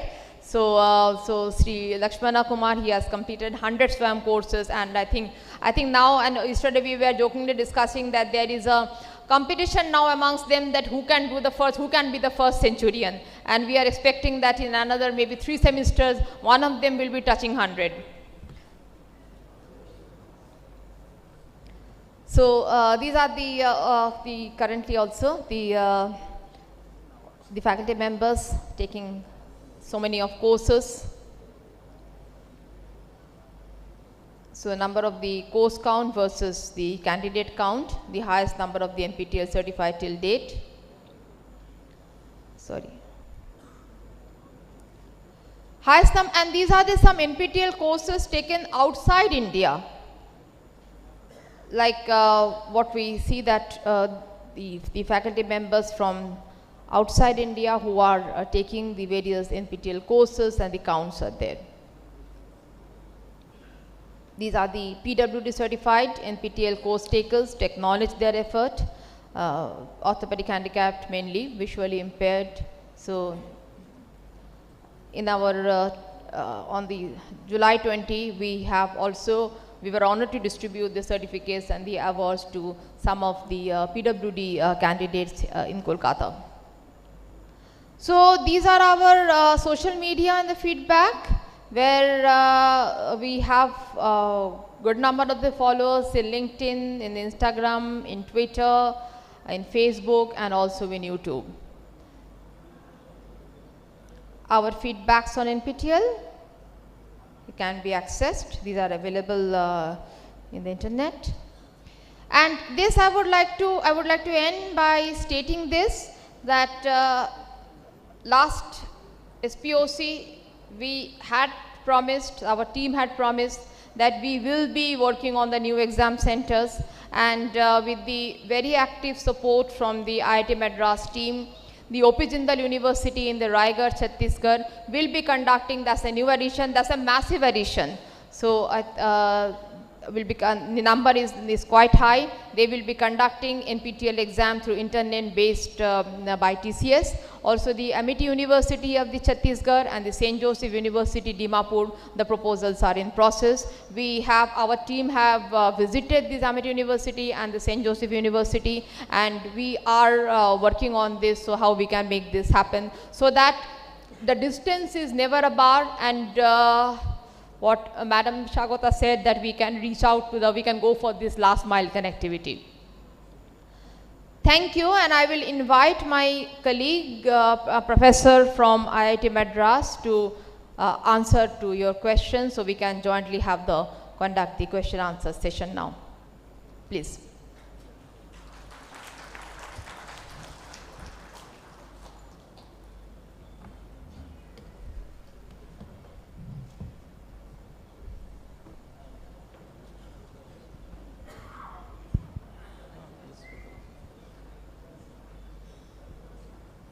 Okay, so closer to lunch, so I hope the questions will be very minimal. People will be hungry, or so that's deliberately we start. Okay, somebody can pass on the mic. Okay, we can.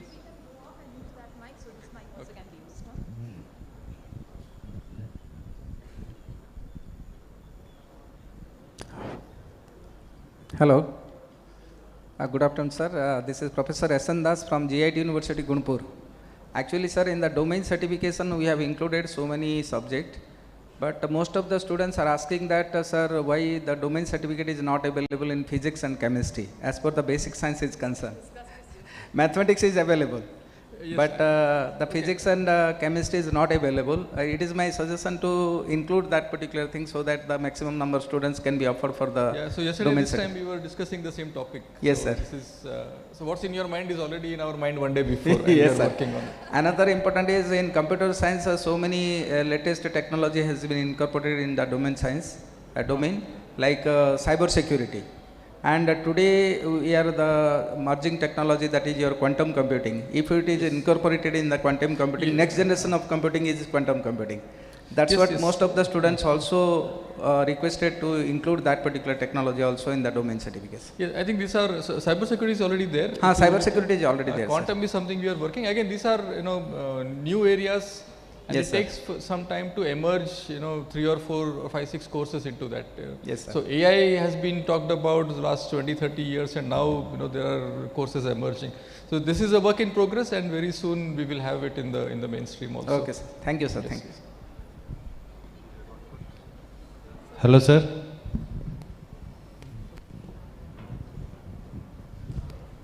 Yes, sir. Go ahead, please.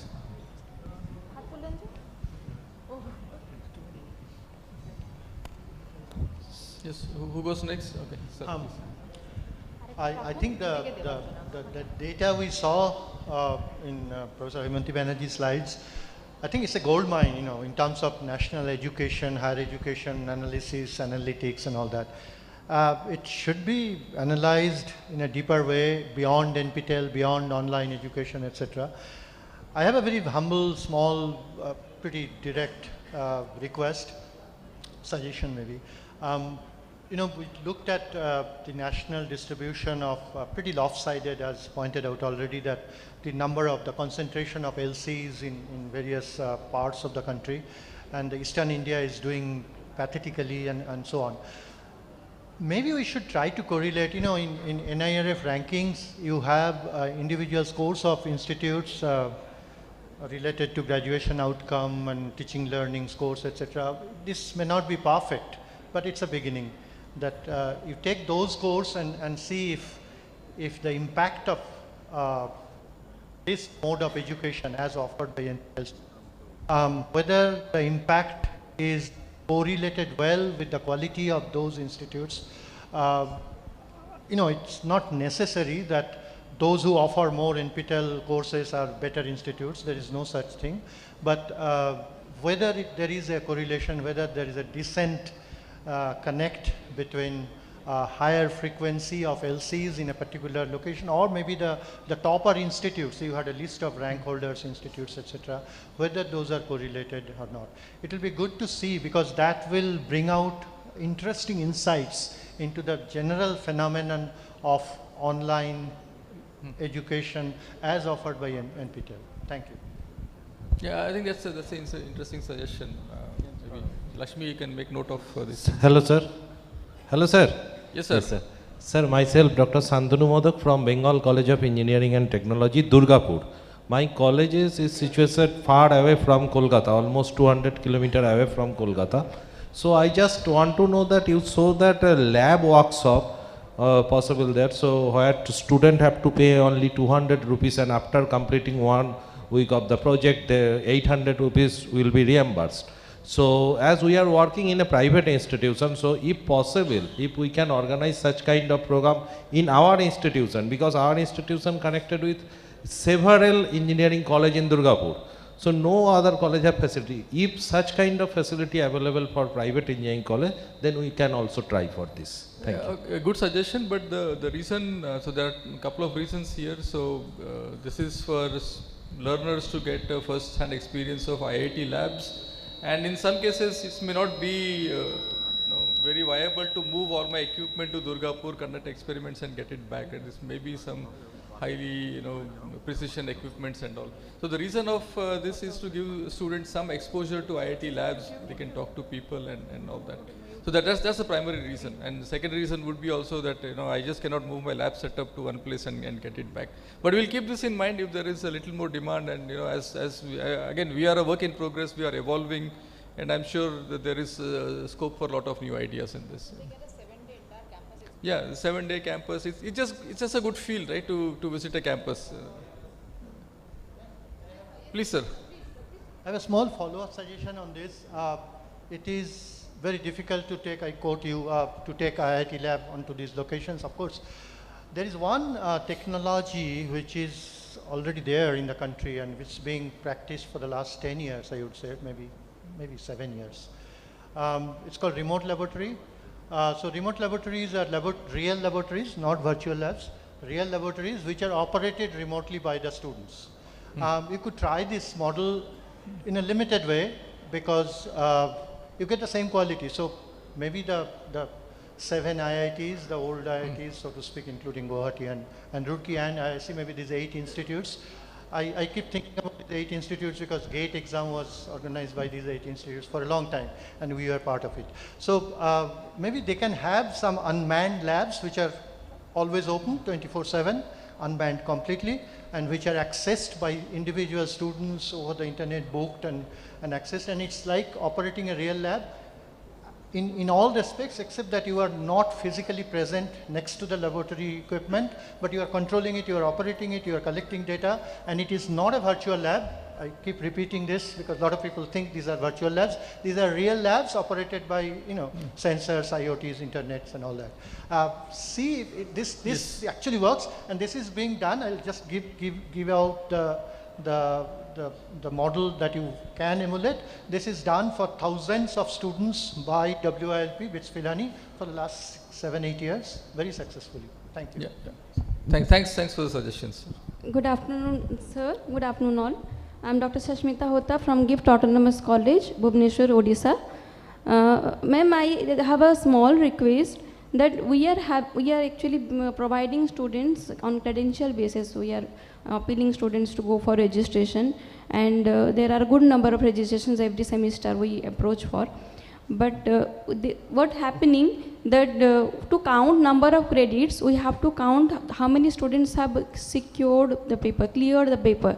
So by the month of May, when all the papers are getting, examinations are getting over, immediately after that, when the next session is getting started.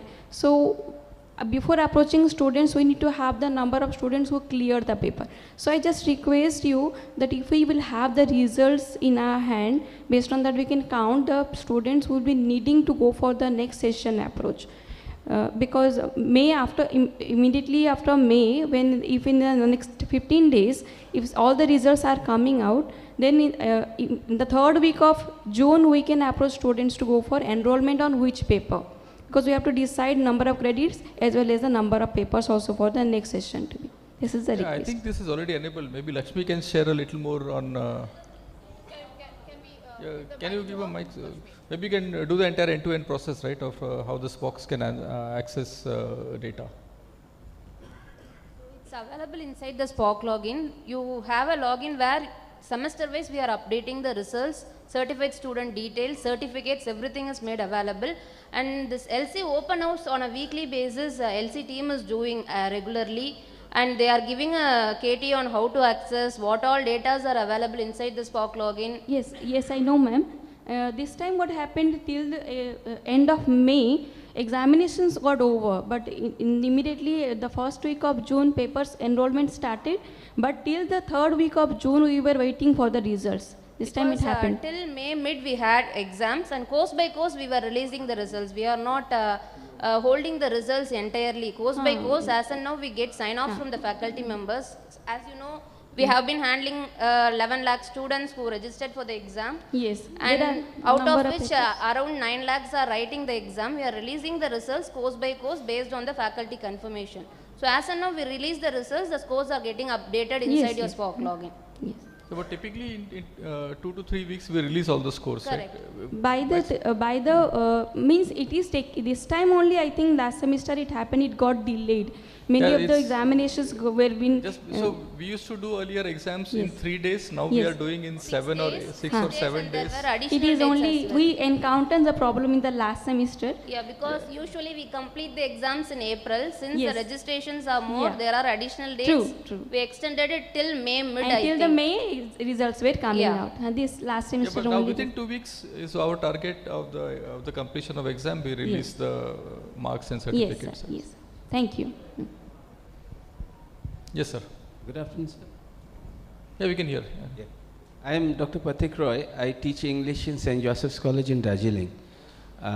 I wanted to see, Darjeeling is a hill station, and we've just started the local chapter over there. And despite all that, we have something around 500 enrollment, and about, say, 80 to 100 people have registered for the exams this year. So I was wondering, how can I actually have an exam center there? Is it possible? This is one of the queries. And the second query, I'm not sure if this is the right forum, but I was wondering if someone is interested in floating a MOOCs program, yes, how does he or she go about it? I mean, what is the way in which we approach this? Okay, I'll answer separately. About getting an exam center, I think we talked about Jindal and Raipur and others. You can write to our LC team. Is there a minimum number of students? Is there a which minimum is number of students? a How much cutoff? is that? 200. 200 enrolled? Yeah. So enrolled or registered for exam? Registered for exams. So it's like that chicken and egg, no? So unless you give centers, you say we will not give 200. We say unless you give 200. So you just guarantee us 200 and we will conduct the exam there. And we have now maybe more seamless mechanisms to do it at places which were earlier not accessible. And I think one of the reasons which we are here, and like a lot of questions which we didn't have answers a year ago, I think now we are getting closer to the answers. In the second question that you had, so these courses are largely, okay, we started as a group of IITs and ISCs, now we are expanding to law schools and so on. So largely courses are by invitation. We identify like gap areas, we identify who are the best schools in that areas and get recommendations for courses. So can anybody offer? The answer is like neither yes nor no, but it's somewhere in between. So most courses are by invitation.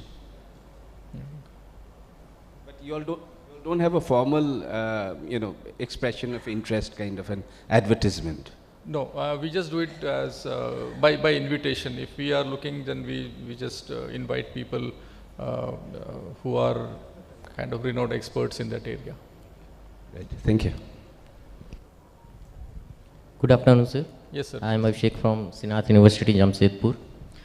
Right now, we don't have much enrollment from our university, but some of the students have the curiosity about interacting with the faculty members who are teaching them in online platform of NPTEL. So, वो बोलते हैं हम लोगों के, sir क्या हम लोग कभी इन फैकल्टी से कभी फेस टू फेस कम्युनिकेट कर पाएंगे? So I request IIT Kharagpur and IIT Madras, just the session we have today for our the person like us in just in the name of SPOC workshop, can we have an interactive session of some NPTEL students in IIT Kharagpur for just East Zone, so that some of the NPTEL students from different universities and different colleges will interact with the faculty members? So it's a request from my side. Absolutely, we should have that. We can have that. We also have NPTEL workshops as a part of our outreach activities in different universities. Like we have conducted this month only.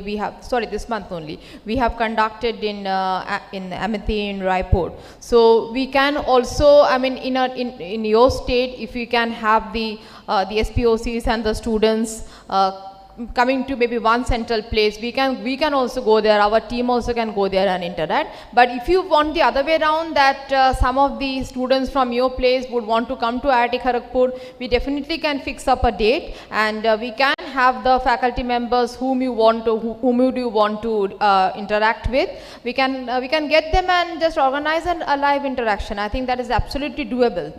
Absolutely, I think that's a very good suggestion. I think this suggestion we are getting for the first time, but we definitely should work on it. I think that will really encourage the students. Sure, I think a wonderful suggestion. Thank you, ma'am. But just write to us so that we know who you are, right? Otherwise, I may not remember your name and affiliation, but just write to us. We will. Okay. So, I mean, particular courses, the faculty members who you would like to interact with. Okay. Yeah. So our team can work on it. Thank you. Good afternoon. Myself, Dr. Angshuman Lahiri from MR College of Pharmaceutical Science and Research. Actually, I have a query. Suppose we are from the pharmacy college, and generally we have a rule that in the Makauti, if they conduct 8 points from the MOOCs courses, they will get a B.Pharm honor certificate. Now my query is that, as in NPTEL courses, there are almost 920 courses or 925 courses last time. So there I have seen many courses, among them some courses like German language, German 1, 2, 3, this provision is there, and some Urdu literature, Hindi poetry, this music courses are okay. The courses are music courses are okay. The courses are open for everybody. If you want a particular domain, then there are specifications for how to. I think we talked about domain certifications and all. And you need to take, our domain also comes with prescriptions of certain core, 3 core and 3 electives with some individual marks being greater than or equal to 55. So if you take 2 pharmacy courses, 1 music courses, I don't think that qualifies as a pharmacy minor or something like that. Okay. So and if you are asking, are there courses on pharmacy? I think we have a bunch of courses on pharmacy. This time 4 or 5 courses. Yeah, and I think this is all expanding, right? 2014 we started with 3 courses, and then with computer science, maybe that was the easiest. Then people from MEC were saying, "Hamara course nahi hai." And it's just a work in progress. And I think in this domains of pharmacy, architecture, art, science, commerce, law, management, medicine is a big thing. We are, and the reason now we are like 900. Next semester we possibly will be close to 1,000 courses. We are at 980 currently. So I think these are all the additional numbers actually come from these domains now, as we approach more and more people to offer their courses. Okay. Thank you, sir. Hello. Good afternoon, ma'am. Good afternoon, sir. First of all, I would like to thank you from on behalf of OP Jindal University. And we have a query right now. As per the national credit transfer or the scheme, national credit-based system is concerned, there are few subjects which we are including in our curriculums which are having 6 credits. As we know, there are credits can be increased, but how we can deal with all these subjects which are coming with 3 credits? There are so many credits, subjects are there like 1, 2 and 3, but we are including the subjects which are having 6 credits. Can we able to add or present all those credits in 6-1? You have a 6 credit theory subject? Yes, ma'am. Theory subjects. No, I think I think the same situation is also with IIT Madras. There are so many subjects which are having 5 credits. Now NPTEL having the credits of subjects are credits having 3, 2 and 1. Now how we can able to merge them in our or kind of transfer these credits? One easy way to maybe combine 2. If you say my system allows n number of credits, you just distribute it among 3, 2 and 1. I don't know specifically if you are looking for one subject which has 6 credits. One subject, if student is appearing for a particular subject, that subject is available in NPTEL. But in university curriculum, the subject is having 6 credits. It may not be possible. Can you give an example? Yes. If we Google it out, there are few subjects in. No, your subject, which is a 6 credit subject. In science subjects, few subjects are having 6 credits. No, I don't think there is any. No, they have it. Like what I understand is that is other way around. Like say one subject which is 3 credit in NPTEL, but as per their academic curriculum, it is 6 credit. Okay. So how do they match it? It also depends on how do you calculate the credits. For example, in IIT Madras, we have 3, 6, 9, 10, 12 credit courses. A 3 credit, so if I look at NPTEL to IIT, we just multiply by 3. So 3 credit course in NPTEL counts as a 9 credit course in IIT Madras, and maybe Bombay has a different mechanism. And so what is important therefore is, in all our transcripts, including NPTEL, we define what does it mean here to have a 1 credit course. Then you combine it with your definition. So we give a guideline, and based on your credit system, you can. So my 3 may not be equal to your 3.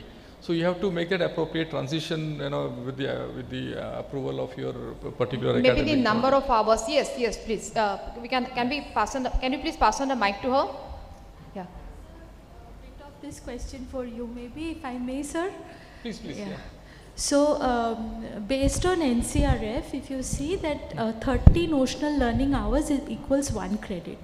That is now the mandate.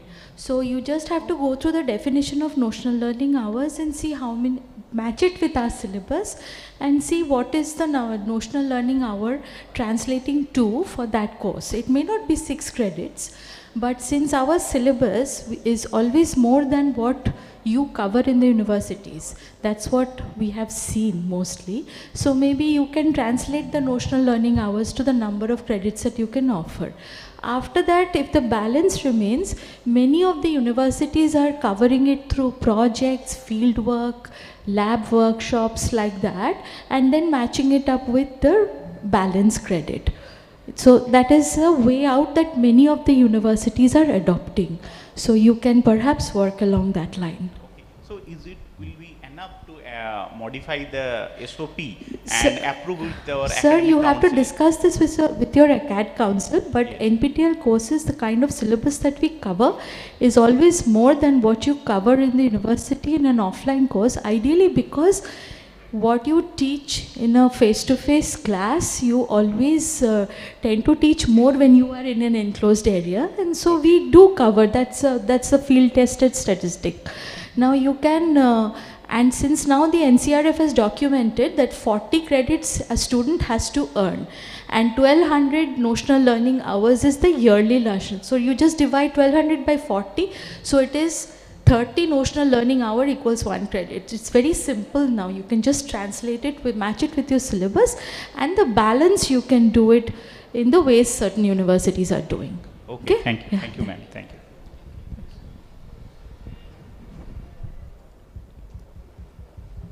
Sir, I'm Professor Abhijit Kain from Techno India University. I have a question that I was just attending the 4 or 5 SPOC workshop. There is a option that there is a support for SPOC, and the thing is that we can attend some conferences where we can get the financial support for that one. Is there any option that which can be more participatory in collaborative research kind of things, which can give us more engagement in terms of this SPOC support, so that it could be more means inspiring for us also, those who are doing the research. That's it. Yeah, okay. Okay, so these are all initiatives we think which how do we help SPOCs, and one thing is to promote research and attending conferences locally. We are also looking if we can partially support international travel for conferences, but okay, this is something which we have in mind of how do we enable research visits largely within India, but I think it will take a little bit of time to get for it to get formalized. So these are ideas in mind. If there are new ideas, please post on to us. But if you see the even the subscribers for conference visits are not like we would expect, like every month I'm getting 100 applications and I want to choose the best 20, but that's kind of not happening. So just try to do through this, and then I think some other mechanisms will emerge shortly. Good afternoon, sir. First of all, thank you very much for inviting us to attend this workshop. We have been very much benefited and learned a lot from this workshop. Being a general degree college, we have very few number of students who are registering for these NPTEL courses. But our students are very interested to appear in the exams like JAM. So there is an initiative by NPTEL that we have a GATE portal where there are several number of mock tests. Is there anything like that for JAM exams also? Or is there any future planning for that? Yes, I think, okay, we have a faculty who is working on this, so I'm assuming in a month's time we will have something up and ready for the JAM portal also. We've it's been in the mind, and now we have somebody who is helping us. So in about a month we should be able to send out an announcement. This is a work in progress, and I think much of it we just are waiting for it to formalize a little bit and launch it officially. We will do that pretty soon. Okay, thank you very much, sir.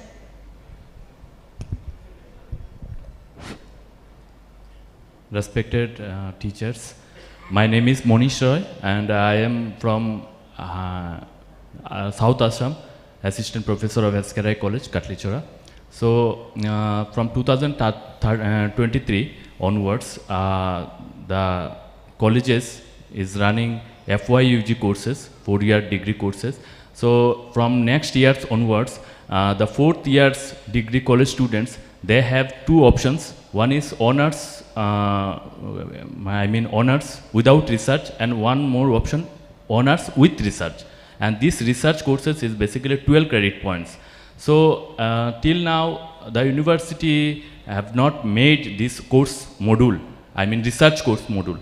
So I request the NPTEL team members, if the research-based courses, which are equivalent to 12 credits, can be implemented through local chapters, so that our students who want to pursue honors with research, they can also, access these courses. If it is possible that NPTEL team members build such research courses, so that the undergraduate student can avail these honors courses with research activities. So if it is possible. Okay, so I don't, we have research methodology based courses, but if you say what is a research course, I don't know if there is any definition of this is a research course, this is an exam course. If your 12 credit requires you to do a research project somewhere, that you have to do through some host institutions or through a faculty mentor and so on. I think that's my interpretation of there is no course that research credits requires you to undertake a short research project, right? So that has to be either at your own university or at any collaborating universities, or you can make use of some of our fellowships that we offer. If that answers your question, but can we enable research projects through this? I think that may not be. I don't know if you have a better answer for that.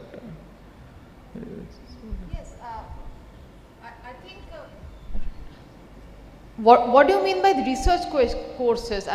Are these courses which are required to conduct a research? What exactly do you mean by research courses? Under Assam University, Silchar, so all the affiliated college have to run the courses. These are the last year courses, the last year program. Those who are pursuing 4-year degree courses, there is some options in the last year that the student can go for honors with research and go for honors without research. So those who will take honors with research, so there is an options, these honors, the research courses, which is equivalent to 12 credits. So this course curriculum has not made yet, but I think if NPTEL has also, introduced such courses, so that our students can also access, avail these courses. Yeah, I think yes, sir, please. Yes. Yes. Okay. What NPTEL has been doing is enabling, as Madam said, research methodology courses or something like that. In your case, it will be a 12-credit course in the final year of the undergraduate program in NEP. Okay. Yes, sir. Let's say BSc or BA or become like that. So for that, you will have 2 semesters. So that will be kind of a dissertation kind of thing. So you build up your project during the first 6 months. The students take an exam, and after that, exams could be of 2 types. One internal by the project advisory committee, and another exam by the external members, external committee. Then after that, in the 8th semester or in the final semester, you repeat that. So by that time, the project will be updated and completed. So this is probably not in the purely in the domain of NPTEL, because this is will be a particular problem that you would solve through a 1-year research program. It may not be a full-scale PhD, but also the objective of doing this honors with research is, people can now progress to a PhD program after this. So, the earlier MPhil programs, many people would convert the MPhil dissertations or progress the MPhil dissertations to a full-fledged PhD. So it would be something like that. what NPTEL can do is probably help more in designing the research methodology courses which the students can take in the interim. I think that would be the answer to your question. Thank you, sir. So I think now, okay, we'll just take this question and then because we have the certificate distribution after this. Yes, ma'am, please go ahead. Hello, am I audible? Yeah. My concern is actually regarding all those local chapters who are not seen to be active now, because I belong to the institute, Bhilai Institute of Technology, first institute in the central India to be private one.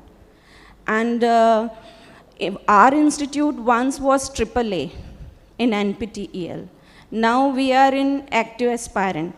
So the main problem, the ground level problem which we are facing is, there is an option in the form that are you a part of local chapter. A student can obviously do no if they don't want to share their courses, enrollment, etc. Once they say no, the mentors are helpless. SPOC is helpless. And I have personally seen that after being the SPOC, I have seen that we got thousands of enrollment, but hundreds of exam registrations. Once they say no, we cannot pick their details as well. So first thing, if anyone have suggestion how we can manage saying yes or no, can we just omit that option or anything? I'm just asking. Yeah, okay. And one more thing, motivation, taking motivation as the best source of communication. We do some felicitation programs for our stars and toppers and other participants as well. But there also, the certificate of participants doesn't have the name of local chapter. Like in our SPOC certificates, there is a name of local chapter, Dr. Swarnita Sharma from BIT Durg. But in the certificates of participants, many here I would like to make a notice that many of the faculties are doing the courses and they are the toppers, believers, enthusiasts. So they sometimes find it not so good, because many a time when you have to present it between different committees and all, your local chapter name is not mentioned. Thank you. These two questions as well as suggestions are there. Okay. Okay, to answer your first question. So we cannot force people to say yes or no, because largely they may not want to, and assuming they do poorly in the exam. So we consciously don't want to enforce that. But the way for you to track is when they do the credit transfer, right? So when they come to you, when they have to do credit transfer, they have to go through the institutional mechanism, right? So that is one way of keeping track of people who have, or maybe at the end of the semester you can ask for data from students themselves of who all would have passed the courses, not appeared. For that actually we are affiliated to university, state university. CSBUT. Yeah, and university has yet now not offered. But in the collegiate level we give them good marks for sessional if they provide the certificate. Yeah. But still, if they say no, we are helpless. No, I think this has been raised also in our South Zone workshop, but we just don't want to do that because it's okay. Yeah. That's but there are other mechanisms for you to track if your students have credited courses or not. We are using like we get the enrollment list and from there we are tracking. And you enabled credit transfer. I think CSBTU allows credit transfer, or no, it does not allow credit transfer? Not now, sir. Not now. Okay. So and I think another thing about the name of the local chapter. Name of the local chapter. See, in the certificates of participants. Yeah. So you're talking of certificates of people who have passed the courses, right? Passed, but and not everybody is associated to a local chapter, right? So at least those who have said yes. At least those who have said yes.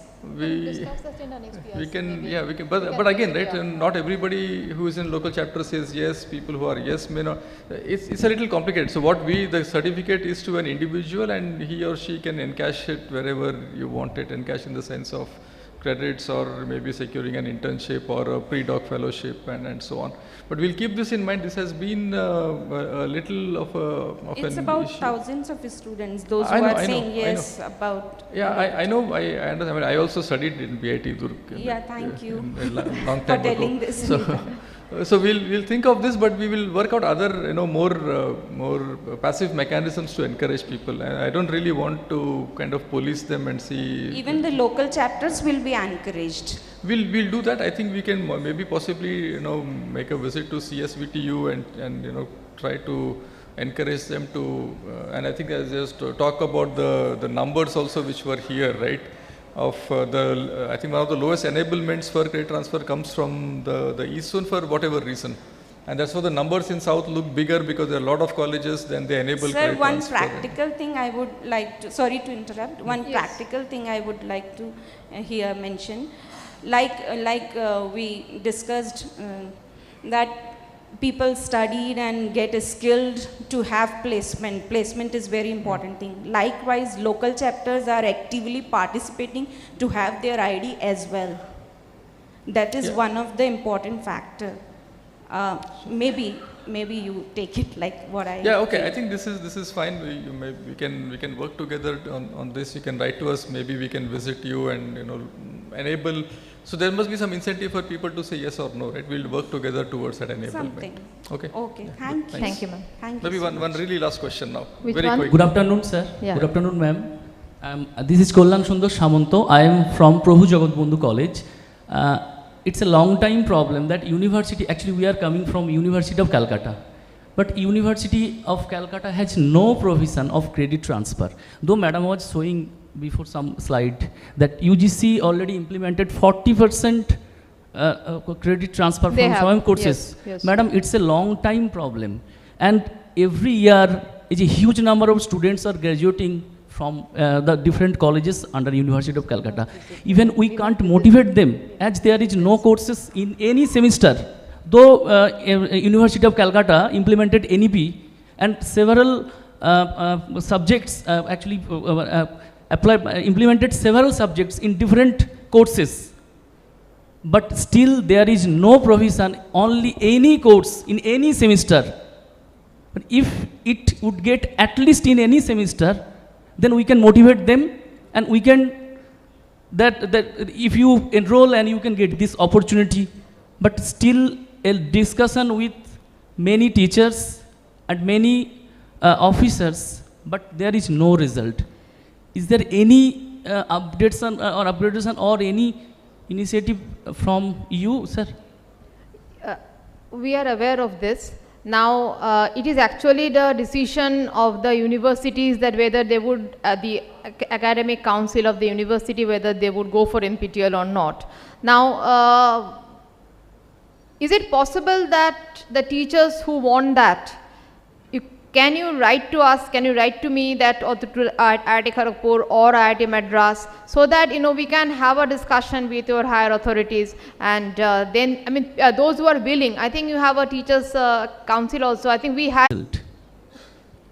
I think, we can just try to set up a meeting with your Yes, ma'am. Actually, we will do that. But I mean, if you just, is it possible if some initiative come from your end, that will make our case stronger. If the interested faculty members can write to us individually, or maybe they can come together and just get in touch with us. They can come to. I mean, you are most welcome to come to IIT Kharagpur and have a meeting with us also. Based on this, we'll just again try to approach the authorities. Yes, okay. Yes, okay, I mean, we are also looking forward to get the Kolkata University, Calcutta University on board. We will be very happy to get Calcutta University on board. Many students interested, madam, but they are not motivated. Actually, there is no provision. Actually, yes. Okay. Thank you, madam. Thank you for the interest. I think now we can move towards the last part of the session of today's event, that is the award distribution. So, Shanchari, would you come to the dais and take it up?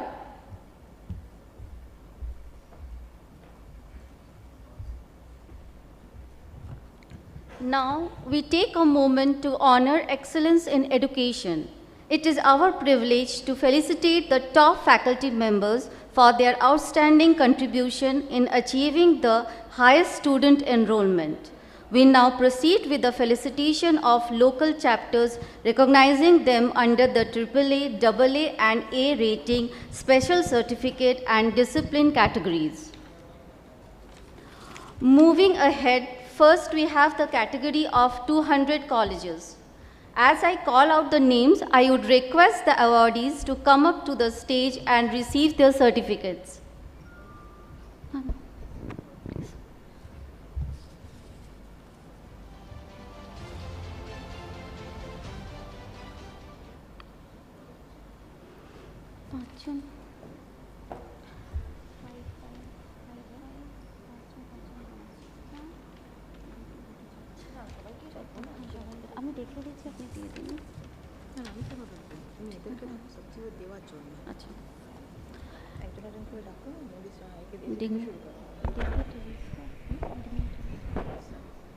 Now I call upon the stage the dignitaries to come and felicitate the awardees.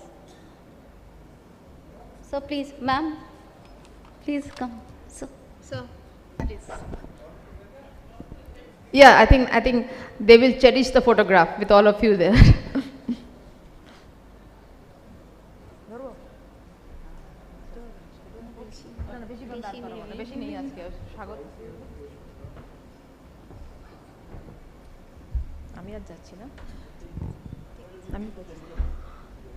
Top 200 colleges. Narula Institute of Technology, Kolkata has been recognized under AA rating.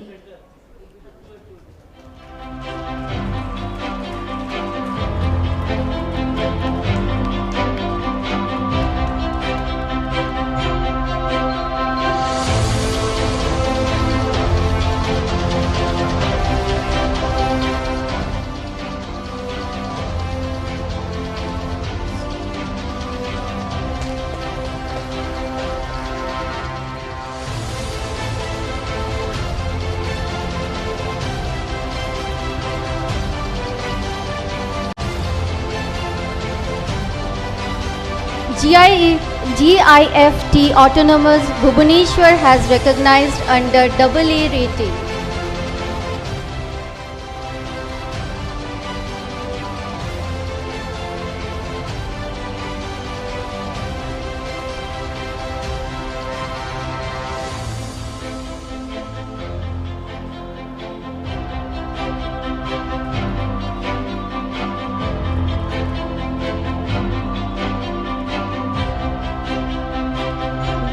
Guru Nanak Institute of Technology, Kolkata has been recognized under A rating.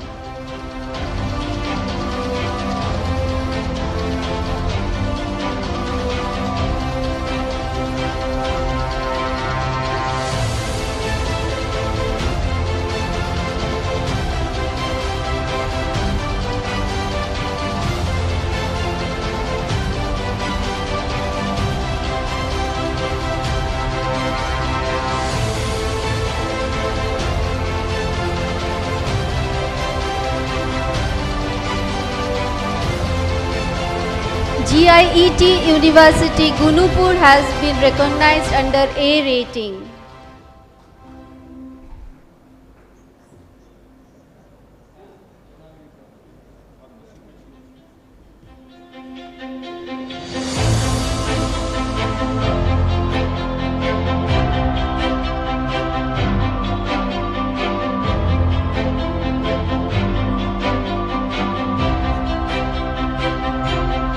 Sitamarhi Institute of Technology, Sitamarhi has been recognized under A rating.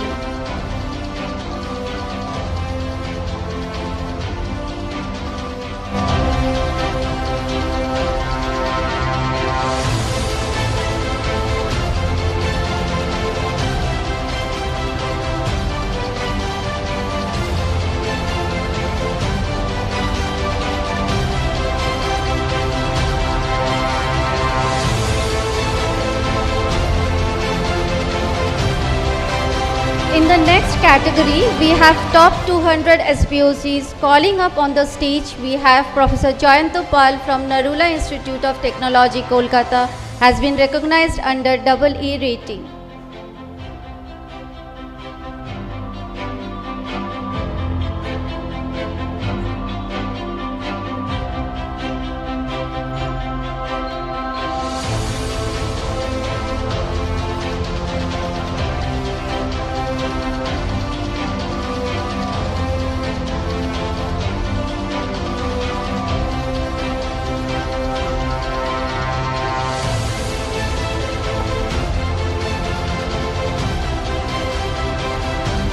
Professor Sashmita Hota from GIFT Autonomous Bhubaneswar has been recognized under AA rating.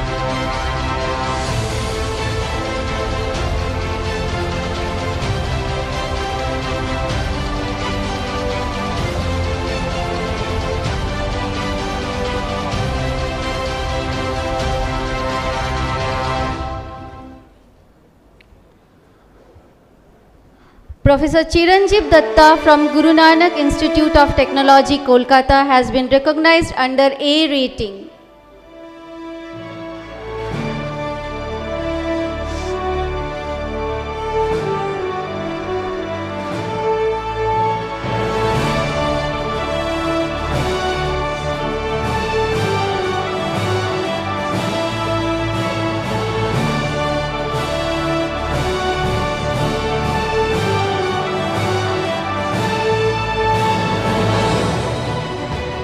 Professor Satyanarayan Das from GIET University Gunupur has been recognized under A rating.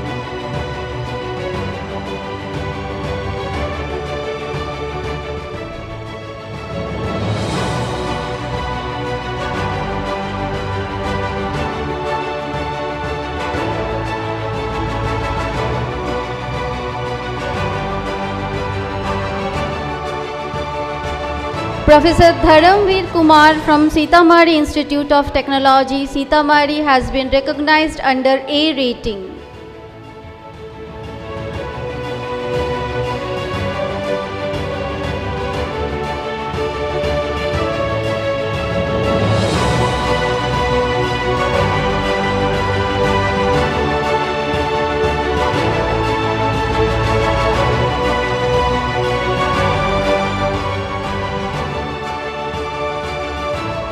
Now we have a category for special certificates recognizing colleges outside the top 200 colleges. First we have with us is Nerist from Arunachal Pradesh. The college has been recognized for special certificate under the category of Arts and Science outside top 200.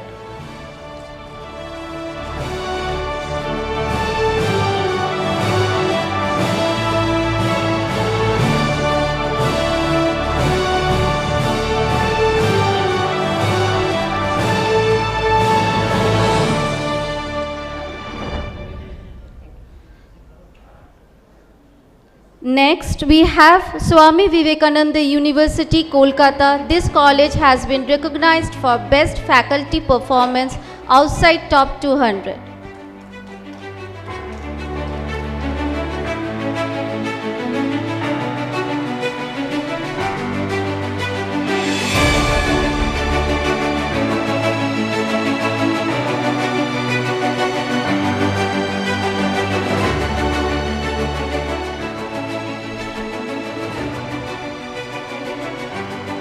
Next, I would like to call the SPOCs up to the stage for the colleges under the discipline category. Narula Institute of Technology, Kolkata for the mathematics discipline.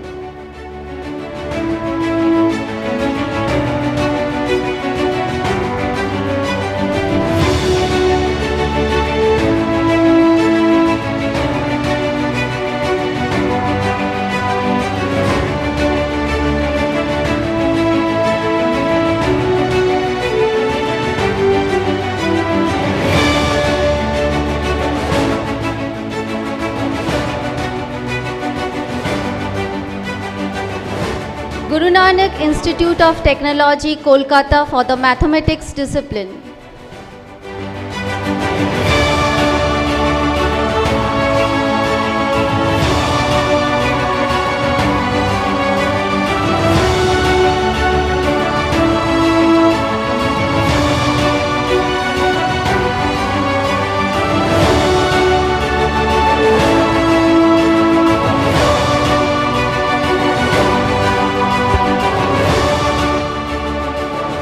Thank you, sir and madam. Please have your seats. As we come to the end of this memorable event, I would request our colleague, Mr. Lennis Thomas, to present his vote of thanks.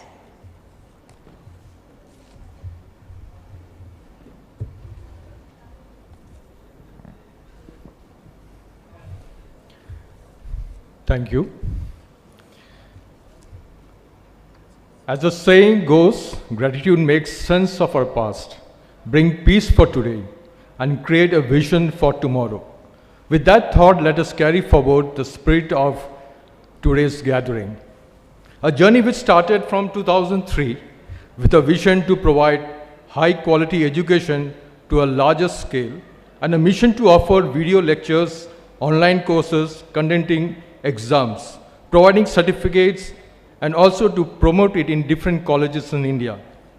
And today it's my honor and privilege to deliver the vote of thanks in front of such audience who we consider as a brand ambassador of NPTEL, who dedicatedly mentor and guided the students in different initiatives. Though through your efforts, we could able to cross many milestones and proudly announce that more than 11 lakh students have enrolled in examinations. I, on behalf of NPTEL office, convey deep regards and heartily thanks to Honorable Director Sir, Professor Suman Chakravarti, for encouraging our efforts, sharing your thoughts, for having courses in regional languages like Bengali, Oriya and others. We thank you, ma'am, Professor Shagata Das Gupta, Dean Outreach, for sharing your thoughts and accepting our invitation. I would like to thank Professor Ramakrishna Pasumati, Coordinator IIT Madras, and his team for joining the East Zone workshop. Along with his team, Ms. Lakshmi Priya, Aarti, and Mr. Shivshankar Das, who was with us in the last PIC meeting and have shared so many, many new thoughts, many other initiatives which is going to come. I also like to thank IIT Delhi team, Ms. Ritu and Shagar Singh Chauhan for being in this East Zone workshop. I also thank the IIT Kanpur team, Ms. Angana Sengupta, for being with us in this workshop. I also thank IIT Guwahati team also, Mr. Kallal and Pranav for being with us in this workshop. I would like to thank Dr. Ajay Kumar Shah, Dean Bihar Agricultural University, for taking his time to join this workshop online, sharing his valuable thoughts with the multidisciplinary courses in regional language in agriculture sector. A heartfelt thanks to Professor Souvik Bhattacharya, ex-Deputy Director, and today he is a Principal Advisor for the Heritage Group of Institutions, for accepting our invitations. So your thoughts for improving the quality of productions and the contents in the NPTEL will carry on and to try to improve it more. We thank Professor Debaga Chandra Deka, Vice Chancellor from Mizoram University, for your motivational speech. Your thoughts will be carried forward to our National Coordinator IIT Madras and to be placed in the next PIC meeting. We are grateful to Professor Ishwar Naran Iyer, Professor, Vice Chancellor from Arka Jain University, for accepting the invitation. And it was our honor that we could able to conduct NPTEL awareness workshop in your university. Thank you, sir. We are thankful to Dr. Priyush Kanti Pandey, Vice Chancellor, Amity University, Chhattisgarh, for joining on the online today. We thank Professor Indranil Mukherjee, Director of Academic in Macau, West Bengal, for accepting our invitation. We also thank Professor Haimanti Banerjee, our coordinator ma'am, who was all through this program helping us to execute and helping in all sorts without any obstacles. And we could able to continue this last 1 month, we are trying to execute PIC meeting and the workshop together. Thank you all.